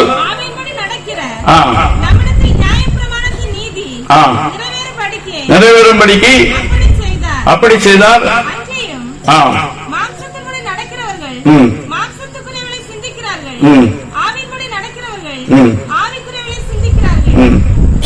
அதுக்கு முன்னாடி இருக்குதா பாருங்க. பாவம் மரணம் என்று சொல்கிற பிரமாணத்தை அவர் வந்து என்ன செய்து விட்டார்? எடுத்து விட்டார். ரோமர் 8ஆம் அதிகாரத்துல நீங்க வாசிங்க. 2வது வசனம் வாசிங்க. கிறிஸ்து இயேசுவினாலே ஜீவனுடைய ஆவியின் பிரமாணம் பாவம் மரணம் என்று சொல்லுகிற பிரமாணத்திலிருந்து விடுதலாக்கிட்டு சொல்லுங்க பார்க்கலாம். ஹல்லேலூயா. சிலுவையை பற்றிய உபதேசத்திலே மிக முக்கியமான விஷயம் இது. அதாவது பாவம் அதில் சம்பளம் மரணம் அப்படின்னு சொல்றதுதான் பாவம் மரணம் என்று சொல்கிற லா. அந்த லாவை ஆவியின் பிரமாணம் மாற்றிவிட்டது. ஹல்லேலூயா. அந்த லா வந்து ஆக்கினைக்குள்ளாக தீர்க்கப்பட்டது. அதனாலதான் ரோமர் 4:5 சொல்கிறோம், பாவியை நீதிமானாக்குவதிடத்தில் விசுவாசம் வைக்க வேண்டும். அருமையான தேவனுடைய பிள்ளைகளே, இயேசு கிறிஸ்துவின் பிரசங்கங்கள் எல்லாம் நீங்க வேதத்தில் போய் படிச்சு பாருங்க. அவரிடத்துல வந்த எந்த ஒரு பாவியையும் அவர் கண்டிக்கவே இல்லை. அவர் வந்து திட்டவே இல்லை. என்னமா போய் இப்படிப்பட்ட பாவத்தை செய்துட்டு வந்து நிற்கிறேன், நீ நான் உருப்படியா அப்படிலாம் அவர் ஒருத்தரையும் பார்த்து கேட்கல. ஒருத்தைய விபச்சாரத்துல கையில் களவுமா பிடிச்சு கொண்டு நடத்துறாங்க. மோசேயின் பிரமாணம் சொல்கிறது, இவர் மேலே கல்லறிந்து கொள்ள வேண்டும். நீ என்ன சொல்லுகிறீங்க? ரொம்ப நேரம் அமைதியாவே இருந்தாரு. சரி கேட்டுட்டு போறாங்க, இருந்துட்டு போறாங்கன்னு பார்த்துட்டே இருந்தாரு.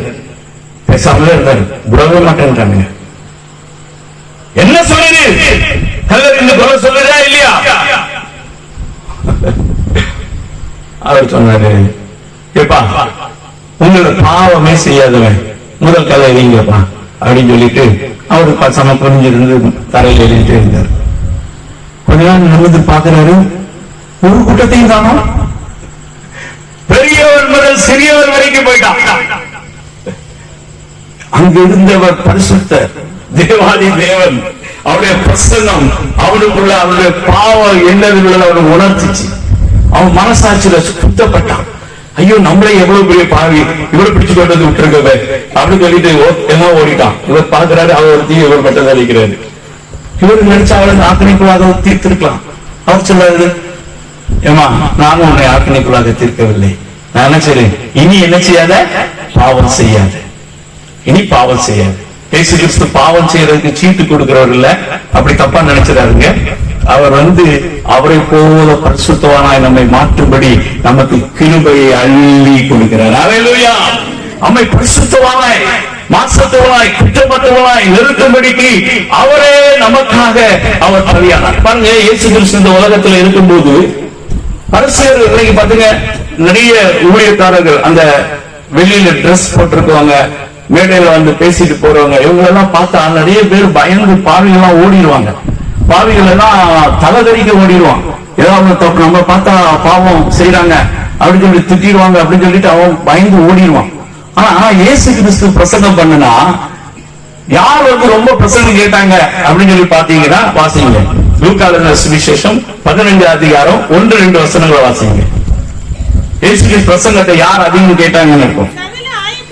சகல ஆயக்காரர்களும் பாவிகளும் அவருடைய வசனங்களை கேட்கும்படி அவரிடத்தில் வந்து சேர்ந்தார்கள். அப்பொழுது பரிசேயரும் வேதபாரகரும் முறுமுறுத்து இவர் பாவிகளை ஏற்றுக்கொண்டு அவர்களோட சாப்பிடுகிறார் என்றார்கள். பாருங்க, இயேசு கிறிஸ்துவ கொஞ்சம் நல்ல கற்பனையில கொண்டு வந்து பாருங்க. அவர் வந்து அப்படி வராரு. அங்க 2 தம் அடிக்கிறவன், 2 தண்ணி அடிக்கிறவன், நல்ல ஆயக்காரனா நல்ல லஞ்சம் வாங்குறவன், இப்படிப்பட்ட நிறைய மக்கள் ஐயா போதுங்களே வாங்க வாங்க அப்படி கூப்பிடுறான். ஏய் பருவாவில்லை, என்னைய பார்த்து கூப்பிடுவீங்க அப்படி சொல்ல. ஐயா வாங்கய்யா ஒரு டீ சாப்பிடலாம், வாங்கய்யா கொஞ்சம் சாப்பிட்டு போலாம். அப்படியா, சரிப்பா போவோம் உட்காருவோம் சாப்பிடுவோம் அப்படின்னு சாப்பிட்டாரு. அவங்க கூட சேர்ந்து அவங்க கூட போய் அவங்க நடுவில் உட்கார்ந்து இருந்தாரு. இதை பார்த்தானா பரிசேயர் வேலை பாடுறான். என்னடா அவங்க போதகரு இப்படி பாவிகளுக்கு கூட உட்கார்ந்து இருக்கிறாரு. அதனால இவருக்கு வந்து ஒரு பேரை கொடுத்துட்டான்.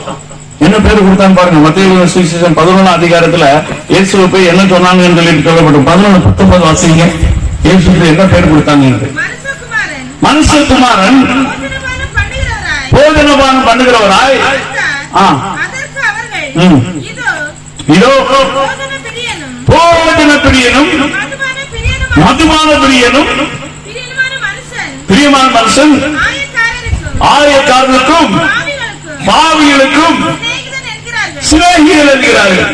ஐயோ பாருங்க, இவருக்கு பட்டம். அவரை இயேசுப்பா தான் இந்த வார்த்தையை எடுத்து சொல்றாரு. என்ன பாருன்னா ஜீசஸ் கிறிஸ்டா அவரா அந்த சாப்பாடு நல்லா விரும்பி சாப்பிடுவாரு அவரா? இந்த பாவிகள் கூட எல்லாம் போய் உட்கார்ந்து இருப்பாரு அவரா? ஆயக்காரரா? ஆயக்காரர் பாவிகள் கூட எல்லாம் உட்கார்ந்து இருப்பாரு. அவர் பயங்கர போஜன பிரியருங்க, அவர் மதுபான பிரியருங்க.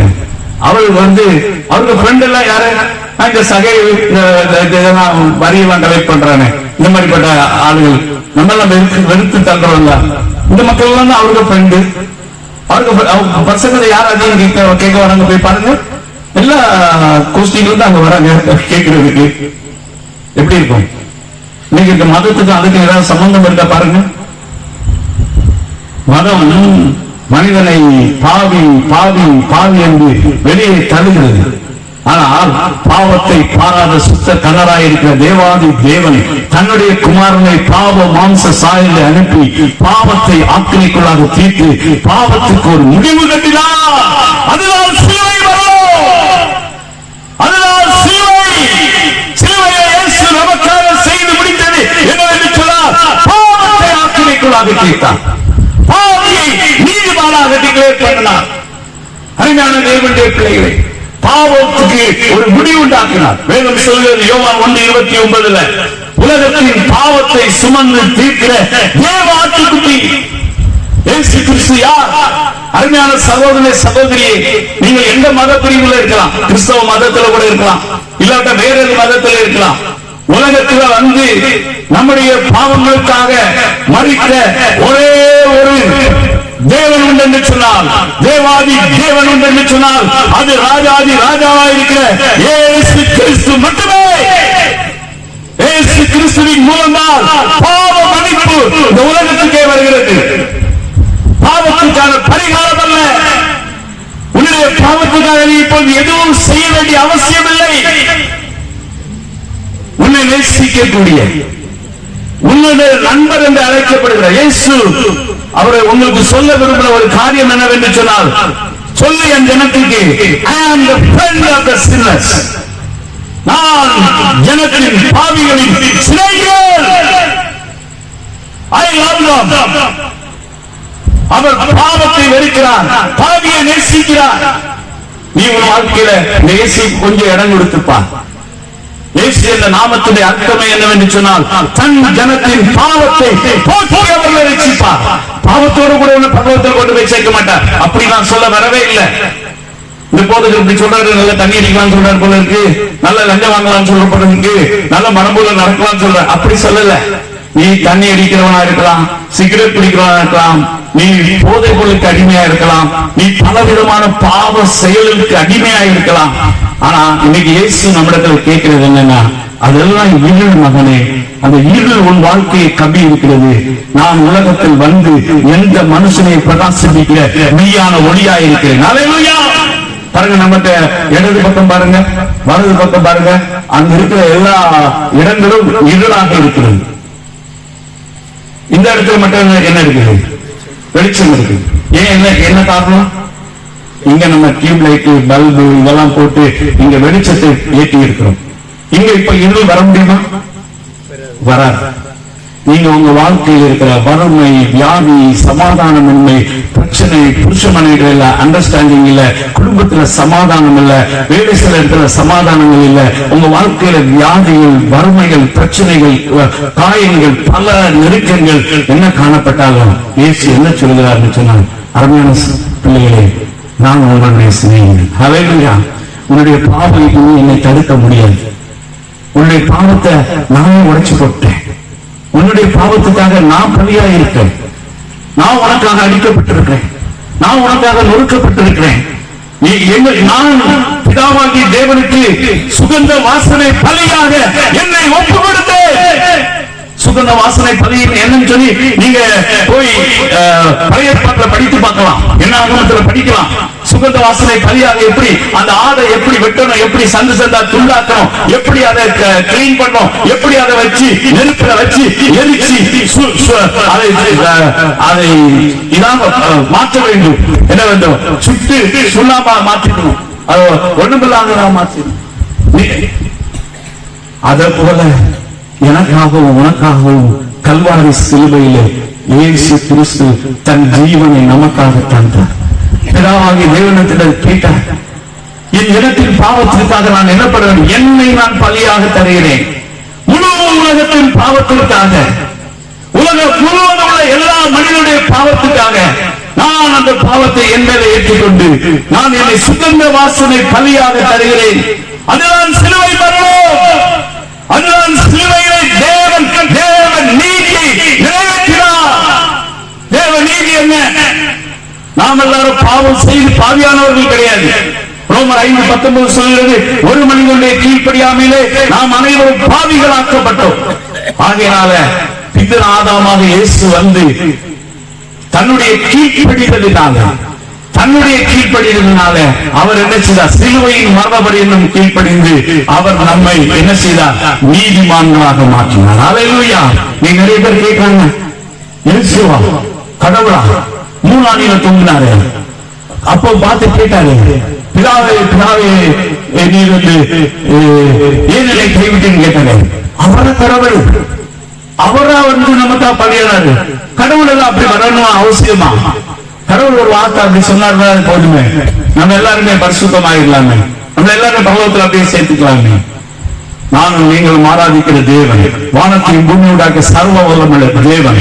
அவர் தேவாதி தேவன், கர்த்தாதி கர்த்தரும், ராஜாதி ராஜாவுமா இருந்தாலும் அவர் நீதியுள்ள தேவன். அல்லேலூயா. நீதி நிமித்தமாக அவர் பாடுபட்டார். அவர் வந்து சும்மா மனசுல மன்னிக்க முடியாது. வேதம் சொல்கிறது, பாவத்தின் சம்பளம் மரணம். அதுதான் லா. அந்த லாவை ஒழிக்க வேண்டும் என்று சொன்னால் பாவத்தை அவர் தன்மேலே சுமந்து கொண்டு ரத்தம் சிந்துதல் இல்லாமல் பாவ மன்னிப்பில்லை. இந்த பாவ மன்னிப்பை கொடுக்கும்படிக்கு நம்மை உண்டாக்கின தேவன், ராஜாதி ராஜா, தேவனுடைய வார்த்தை. இயேசு யார்? இயேசு திரியேகத்தின் இரண்டாவது நபர், தேவனுடைய வார்த்தை. அந்த வார்த்தை தேவனிடத்தில் இருந்தது, அந்த வார்த்தை தேவனாய் இருந்தது. யோவான் 1:14 சொல்கிறது, அந்த வார்த்தை மாம்சத்திலே வந்தது, கிருபையும் சத்தியம் நிறைந்தவராய் நம்ம மத்தியிலே உலாவினார். அவர் சொன்னார், என் மாம்சத்தை புசித்து என் இரத்தத்தை பானம் பண்ணாவிட்டால் உங்களுக்கு நித்திய ஜீவன் இல்லை. அவருடைய மாம்சம் என்ன? அவருடைய வார்த்தை தான் மாம்சம். அதை புசிக்கிறதுனால என்ன? அவரை ஏற்றுக்கொள்கிறவன் அவரை புசிக்கிறார். தேவனுடைய வார்த்தை அந்த அப்பத்தை எடுத்துவிட்டு அது அவருக்கு மாம்சம் அப்படின்னு ஜெபம் பண்ணி அது புனிதமாக்கி அப்படி சாப்பிட்டுட்டா நம்ம பரலோகத்துக்கு போயிடுவோம். அப்படி அது மீனிங் கிடையாது. அது மீனிங் அதை எடுத்து பிக்கும் போது தேவனுடைய வார்த்தையை நாம் பகிர்ந்து போதித்து அதை நாம் ஏற்றுக்கொண்டு அதை விசுவாசிக்கும் போது அந்த விசுவாசத்துக்கு தான் நிச்சய ஜீவனை தவிர சும்மா அப்பத்துல பங்கு பெற்றுட்டு திராட்சரசம் குடிச்சுட்டா நான் பரலோகத்துக்கு போயிடுவேன் அப்படிங்கிற மீனிங் அது கிடையாது. தேவனுடைய வார்த்தையை ஏற்றுக்கொள்கிறவன், தேவனுடைய வார்த்தையை விசுவாசிக்கிறவன், அவனுக்கு நித்திய ஜீவன் உண்டு. அருமையான தேவனுடைய பிள்ளைகள், தேவனுடைய வார்த்தையை புசிக்கலாம்னா அதுதான் புசிக்கிறது. வாசித்து பாருங்கள். எரேமியா தீர்க்கதரிசியின் புத்தகம் 15ஆம் அதிகாரம் 15-16 வசனங்களை வாசிங்க. கர்த்தாவே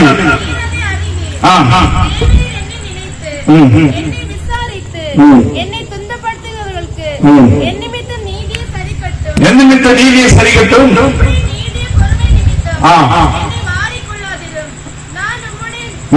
எரேமியா 15-16 வாசிங்க.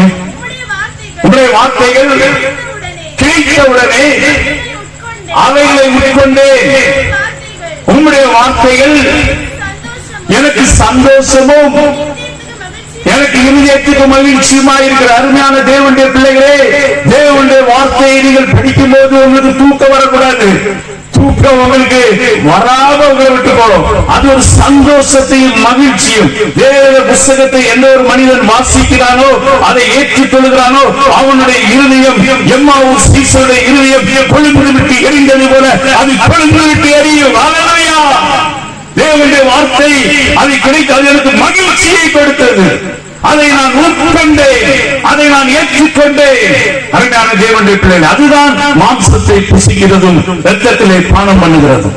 அவர் சொல்கிறார், ஒருவன் விலையின்றி பணமின்றி என்னிடத்தில் வந்து பானம் பண்ணுங்கள், இலவசமாய் பண்ணுங்கள் என்று சொல்லி அவர்கள் அடைய போகிற பரிசுத்த ஆவியை குறித்து அவர் பேசினார். அருமையான சகோதரனே, உன் வாழ்க்கையிலே மிகவும் உன் தாகம் தீர்க்கும்படிக்கு ஜீவ தண்ணீராக பரிசுத்த ஆவியானவரை தேவன் நம் ஒவ்வொருவருக்கும் தருகிறார். விசுவாசிக்கிறவருடைய இருதயத்திலிருந்து ஜீவ தண்ணீர் நதிகள் புறப்பட்டு ஓடும். அருமையானவர்களே, நீங்க இந்த வார்த்தைகளை விசுவாசித்து இயேசுவை ஏற்றுக்கொண்டீர்களா? ஒன்று செய்ய வேண்டும். உங்களுடைய மனம் திரும்பி பாவ மன்னிப்புக்காக பிதாக்குமாரன் பரிசுத்த ஆவியின் நாமத்தினாலே மூழ்கி ஞானஸ்நானம் எடுத்துக்கொள்ள வேண்டும்.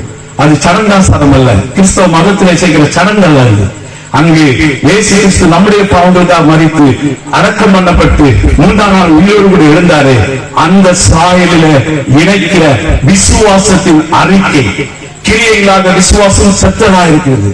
நான் விசுவாசிக்கிறேன் பிரதர், ஆனா ஞானஸ்தானம் மட்டும் நான் எடுக்க மாட்டேன், நான் மூழ்க மாட்டேன், நான் பரிசுத்த ஆவியின் நிறைவை நான் பெற்றுக்கொள்ள மாட்டேன், நான் ஆவியினால் நிரப்பப்பட்ட ஒரு வாழ்க்கைக்குள்ள வரமாட்டேன் அப்படின்னு நீங்க சொன்னீங்கன்னா நீங்க இன்னும் விசுவாசத்தை நீங்க கிரியைகளால நீங்க வெளிப்படுத்தவில்லை என்று அர்த்தம். ஆண்டவர் உங்களை நேசிக்கிறார். எபிரேயர் 4:16 சொல்லுகிறது, நீங்க தைரியமாய் இரக்கத்தை பெறவும் சகாயம் செய்ய கிருபை அடையவும் தைரியமாய் கிருபாசனத்தை வாருங்கள். இன்னைக்கு ஒவ்வொரு தேவனுடைய பிள்ளைகளும் இங்க இருக்கிற எந்த ஒரு மனுஷன் மூலமாக தேவனிடத்தில் நீங்க போக வேண்டியதில்லை. ஆண்டவர் இயேசு கல்வாரி சிலுவையில் தன் ஜீவனை விடும்போது அந்த எருசலேமில் இருந்த தேவாலயத்திலே மகா பரிசுத்த ஸ்தலத்துக்கும் பரிசுத்த ஸ்தலத்துக்கும் இடையில் இருந்த திரைச்சீலை வருடத்தில் ஒரு முறை மகா பிரதான ஆசாரியை மட்டும் பிரவேசிக்க முடியும். அந்த மகா பரிசுத்த அந்த திரைச்சீலை மேலிருந்து கீழாக 2ஆய் கிழிந்தது. பிரகாரத்தில் இருக்கிற மக்களை பார்த்து இயேசு சொன்னார், நீங்கள் தைரியமாக பரிசுத்த ஸ்தலத்தில் அல்ல மகா பரிசுத்த ஸ்தலத்துக்கே வாங்க, இரக்கத்தை பெறவும் ஏற்ற சமயத்தில் சகாயம் செய்யும் கிருபை அடையவும் நீங்க தைரியமாய் கிருபாசனத்தை வாருங்கள். அருமையான தேவனுடைய பிள்ளைகளே, இயேசு கிறிஸ்து உங்களுடைய சிறந்த நண்பன். நீங்க என்ன பாவம் செய்திருக்கலாம், எந்த விதத்திலும் நீங்க ஆகாதவங்க எல்லாரும் தள்ளி இருக்கலாம். பாவிகள் அவர் கிரிட்டிசைஸ் பண்ணாங்க, பாவிகளை அவர் சொன்னாரு, நீதிமான்கள் அல்ல பாவிகளையே நான் மனம் திரும்பபடி அழைக்க வந்தேன். அருமையான தேவனுடைய பிள்ளைகளை, மனம் திரும்புகிற ஒரு பாவியின் மித்தம் பரலோகத்திலே மிகுந்த சந்தோஷம் உண்டாகுமா? ஆகையினால நம்ம நீங்க என்ன செய்வீங்க, எப்படி இருந்தீங்கன்னு எல்லாம் முக்கியம் அல்ல. உங்களுடைய பாவத்தினால நீங்க இன்னைக்கு கஷ்டப்பட வேண்டியதில்லை, வேதனைப்பட வேண்டியதில்லை, துக்கப்பட வேண்டியதில்லை. அதுக்கான முடிவை இயேசு கிறிஸ்து கல்வாரி சிலுவையிலே அவர் செய்து இழுத்து விட்டார். அவர் உங்களுடைய நண்பனாக இருக்கிறார், நம்முடைய சிநேகிதனாக இருக்கிறார். இயேசுவை பார்த்து நீங்க தூரமா ஓடாதீங்க, இயேசு இடத்துல வாங்க. அவர்கிட்ட வரும்போது அவரை விசுவாசிக்கும் போது அவருடைய பிள்ளைகளாக மாறுவீங்க. பிள்ளைகளாய் மாறும்போது உங்களுடைய பாவத்தை அவர் உங்களை விட்டு போக்குவார். அவருடைய பெயர் இம்மானுவேல் என்று சொல்லப்படும். இம்மானுவேல் என்று சொன்னால் அதனுடைய அர்த்தம் நான் தேவன் நம்மோடு கூட இருக்கிறார், உங்களோடு கூட எங்கும் இருப்பார், உங்களுடைய எல்லா கண்ணீர் துக்கங்களை எல்லாம் நீக்குவார், உங்களுடைய வேதனை எல்லாம் நீக்கி போடுவார், உங்களுக்கு முடிவிலே நித்திய ஜீவனையும் அவர் உங்களுக்கு தருவார். உங்களை ஒரு காலம் விட்டு உங்களை கைவிட்டு விலகுவதும் இல்லை, அவர் கை விடுகிறதும் இல்லை. அந்த அன்பின் தேவனுடைய சமூகத்தில் வந்திருக்கிறோம்.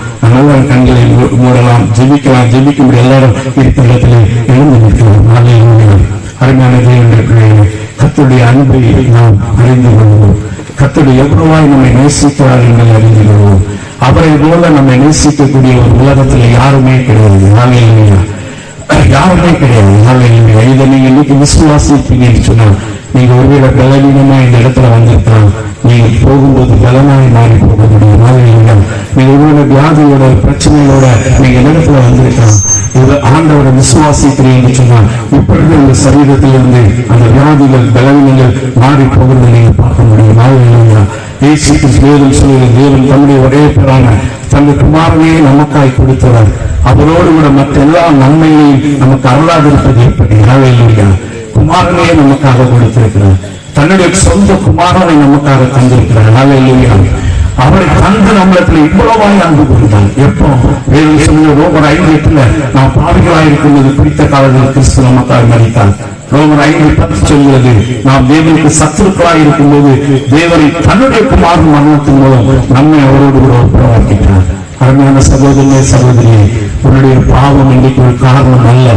உன்னுடைய வாழ்க்கையில் அந்த பாவத்தினுடைய கோர தாண்டவத்தை நீ ஏன் அனுபவித்துக் கொண்டிருக்கிறாய் என்று சொன்னால் உனக்காக பலியான இயேசு கிறிஸ்துவை விசுவாசிக்காததே காரணம். அல்லேலூயா. இன்றைக்கு ஒரு மனிதன் எவ்வளவு பெரிய பாவியா இருந்தாலும் அவன் நரகத்துக்கு போவதற்கு காரணம் அவனுடைய பாவம் அல்ல, அவன் அவனுக்காக பலியான இயேசு கிறிஸ்துவை அவன் விசுவாசிக்காததுதான் காரணமாக இருக்கிறது. அல்லேலூயா. அந்த நீதியை அவன் பெற்றுக்கொள்ளாததுதான் காரணமாக இருக்கிறது. இன்றைக்கு உங்க வாழ்க்கையில் ஏதோ ஒரு பிரச்சனையை தேடிக்கொண்டிருக்காங்க. எவ்வளவு அது பாவமா இருந்தால் கிழக்கு மேற்குமா அவ்வளவு தூரம் அந்த பாவங்களை மேல் அகற்றி அவருடைய இரத்தத்தால் உங்களை கழுவி சுத்தமாக்கி பரிசுத்தமானாக அவருடைய பரிசுத்தாவினால் உன்னை நிரப்பி அவர் மகிழ ஆயத்தமாக இருக்கிறார். நீ இந்த தேவனோ உன்னுடைய நண்பனாக மாற்றிக்கொள்ள விரும்புகிறாயா? இயேசுவினுடைய சிநேகிதனாக மாற்றிக்கொள்ள விரும்புகிறாயா? அவர் உன்னை சிநேகிதனாக மாற்ற விரும்புகிறார், சிநேகிதனாக இருக்க விரும்புகிறார். நீ அவரை சிநேகிதனாக ஏற்றுக்கொள்ள விரும்புகிறாயா? இந்த நாள் ஒரு நல்ல நாள். அல்லேலூயா. அவரை உன்னுடைய வாழ்க்கையிலே நண்பனாக ஏற்றுக்கொள். அவருடைய வாழ்க்கையிலே எல்லா பிரச்சனையிலும் உன்னை வெளியே கொண்டு வந்து ஒரு நாள் உன்னை நிச்சயத்துக்களை சேர்ப்பான். அவரோடு ஒரு கள்ளன் அடிக்கப்பட்டான். அவன் கடைசி நிமிஷத்துல அவன் மகாபெரிய மோசமானவன், அவன் மகா தீங்கானவனால் அவன் இவரோடு சிலுவையில் அறைந்தாங்க. சிலுவையில் கடைசி நிமிஷம் ஒரு சின்ன வார்த்தை தான் சொன்னான், நீ உன்னுடைய ராஜ்யத்தில் வரும்போது அறிய நீ நினைத்தார். அந்த தேவனுடைய மன உருக்கம், அந்த கிருபை எவ்வளவு பெருசு பாருங்க. அவர் சொன்னார், நீ இன்றைக்கு என்னோடு கூட பரதேசில் இருப்பாய். ஹல்லேலூயா. நீ உன்னுடைய பாவம் எவ்வளவு பிடியா இருந்தாலும் அது ஒரு பிரச்சனை அல்ல. இன்றைக்கு உன் வாழ்க்கையில் ஒரு விடுதலை கிடைக்கும், ஒரு சமாதானம் கிடைக்கும், ஒரு சந்தோஷம் கிடைக்கும், ஒரு மகிழ்ச்சி கிடைக்கும். உன்னுடைய வியாதி உன்னை விட்டு விலகும், உன்னுடைய பண கஷ்டம் உன்னை விட்டு விலகும், உன் குடும்பத்தில் இருக்கிற குழப்பங்கள் உன்னை விட்டு விலகும். இந்த இயேசுவை மட்டும் நண்பனாக மாற்றிக்கொள். ஹல்லேலூயா. அவரும் நண்பனாக இருக்க விரும்புகிறார். அதை ஒரு பாடல் ரெண்டடி பாடுவார்கள், அதற்கு முன்பு ஜெபித்து முடிக்கிறோம். ஹல்லேலூயா. இயேசு கிறிஸ்துவின் அன்பு என்றும் மாறாதது. நம் இயேசு கிறிஸ்துவின் மாறா கிருபை என்றும் குறையாதது. நம் இயேசு கிறிஸ்துவின் மாறா கிருபை என்றும்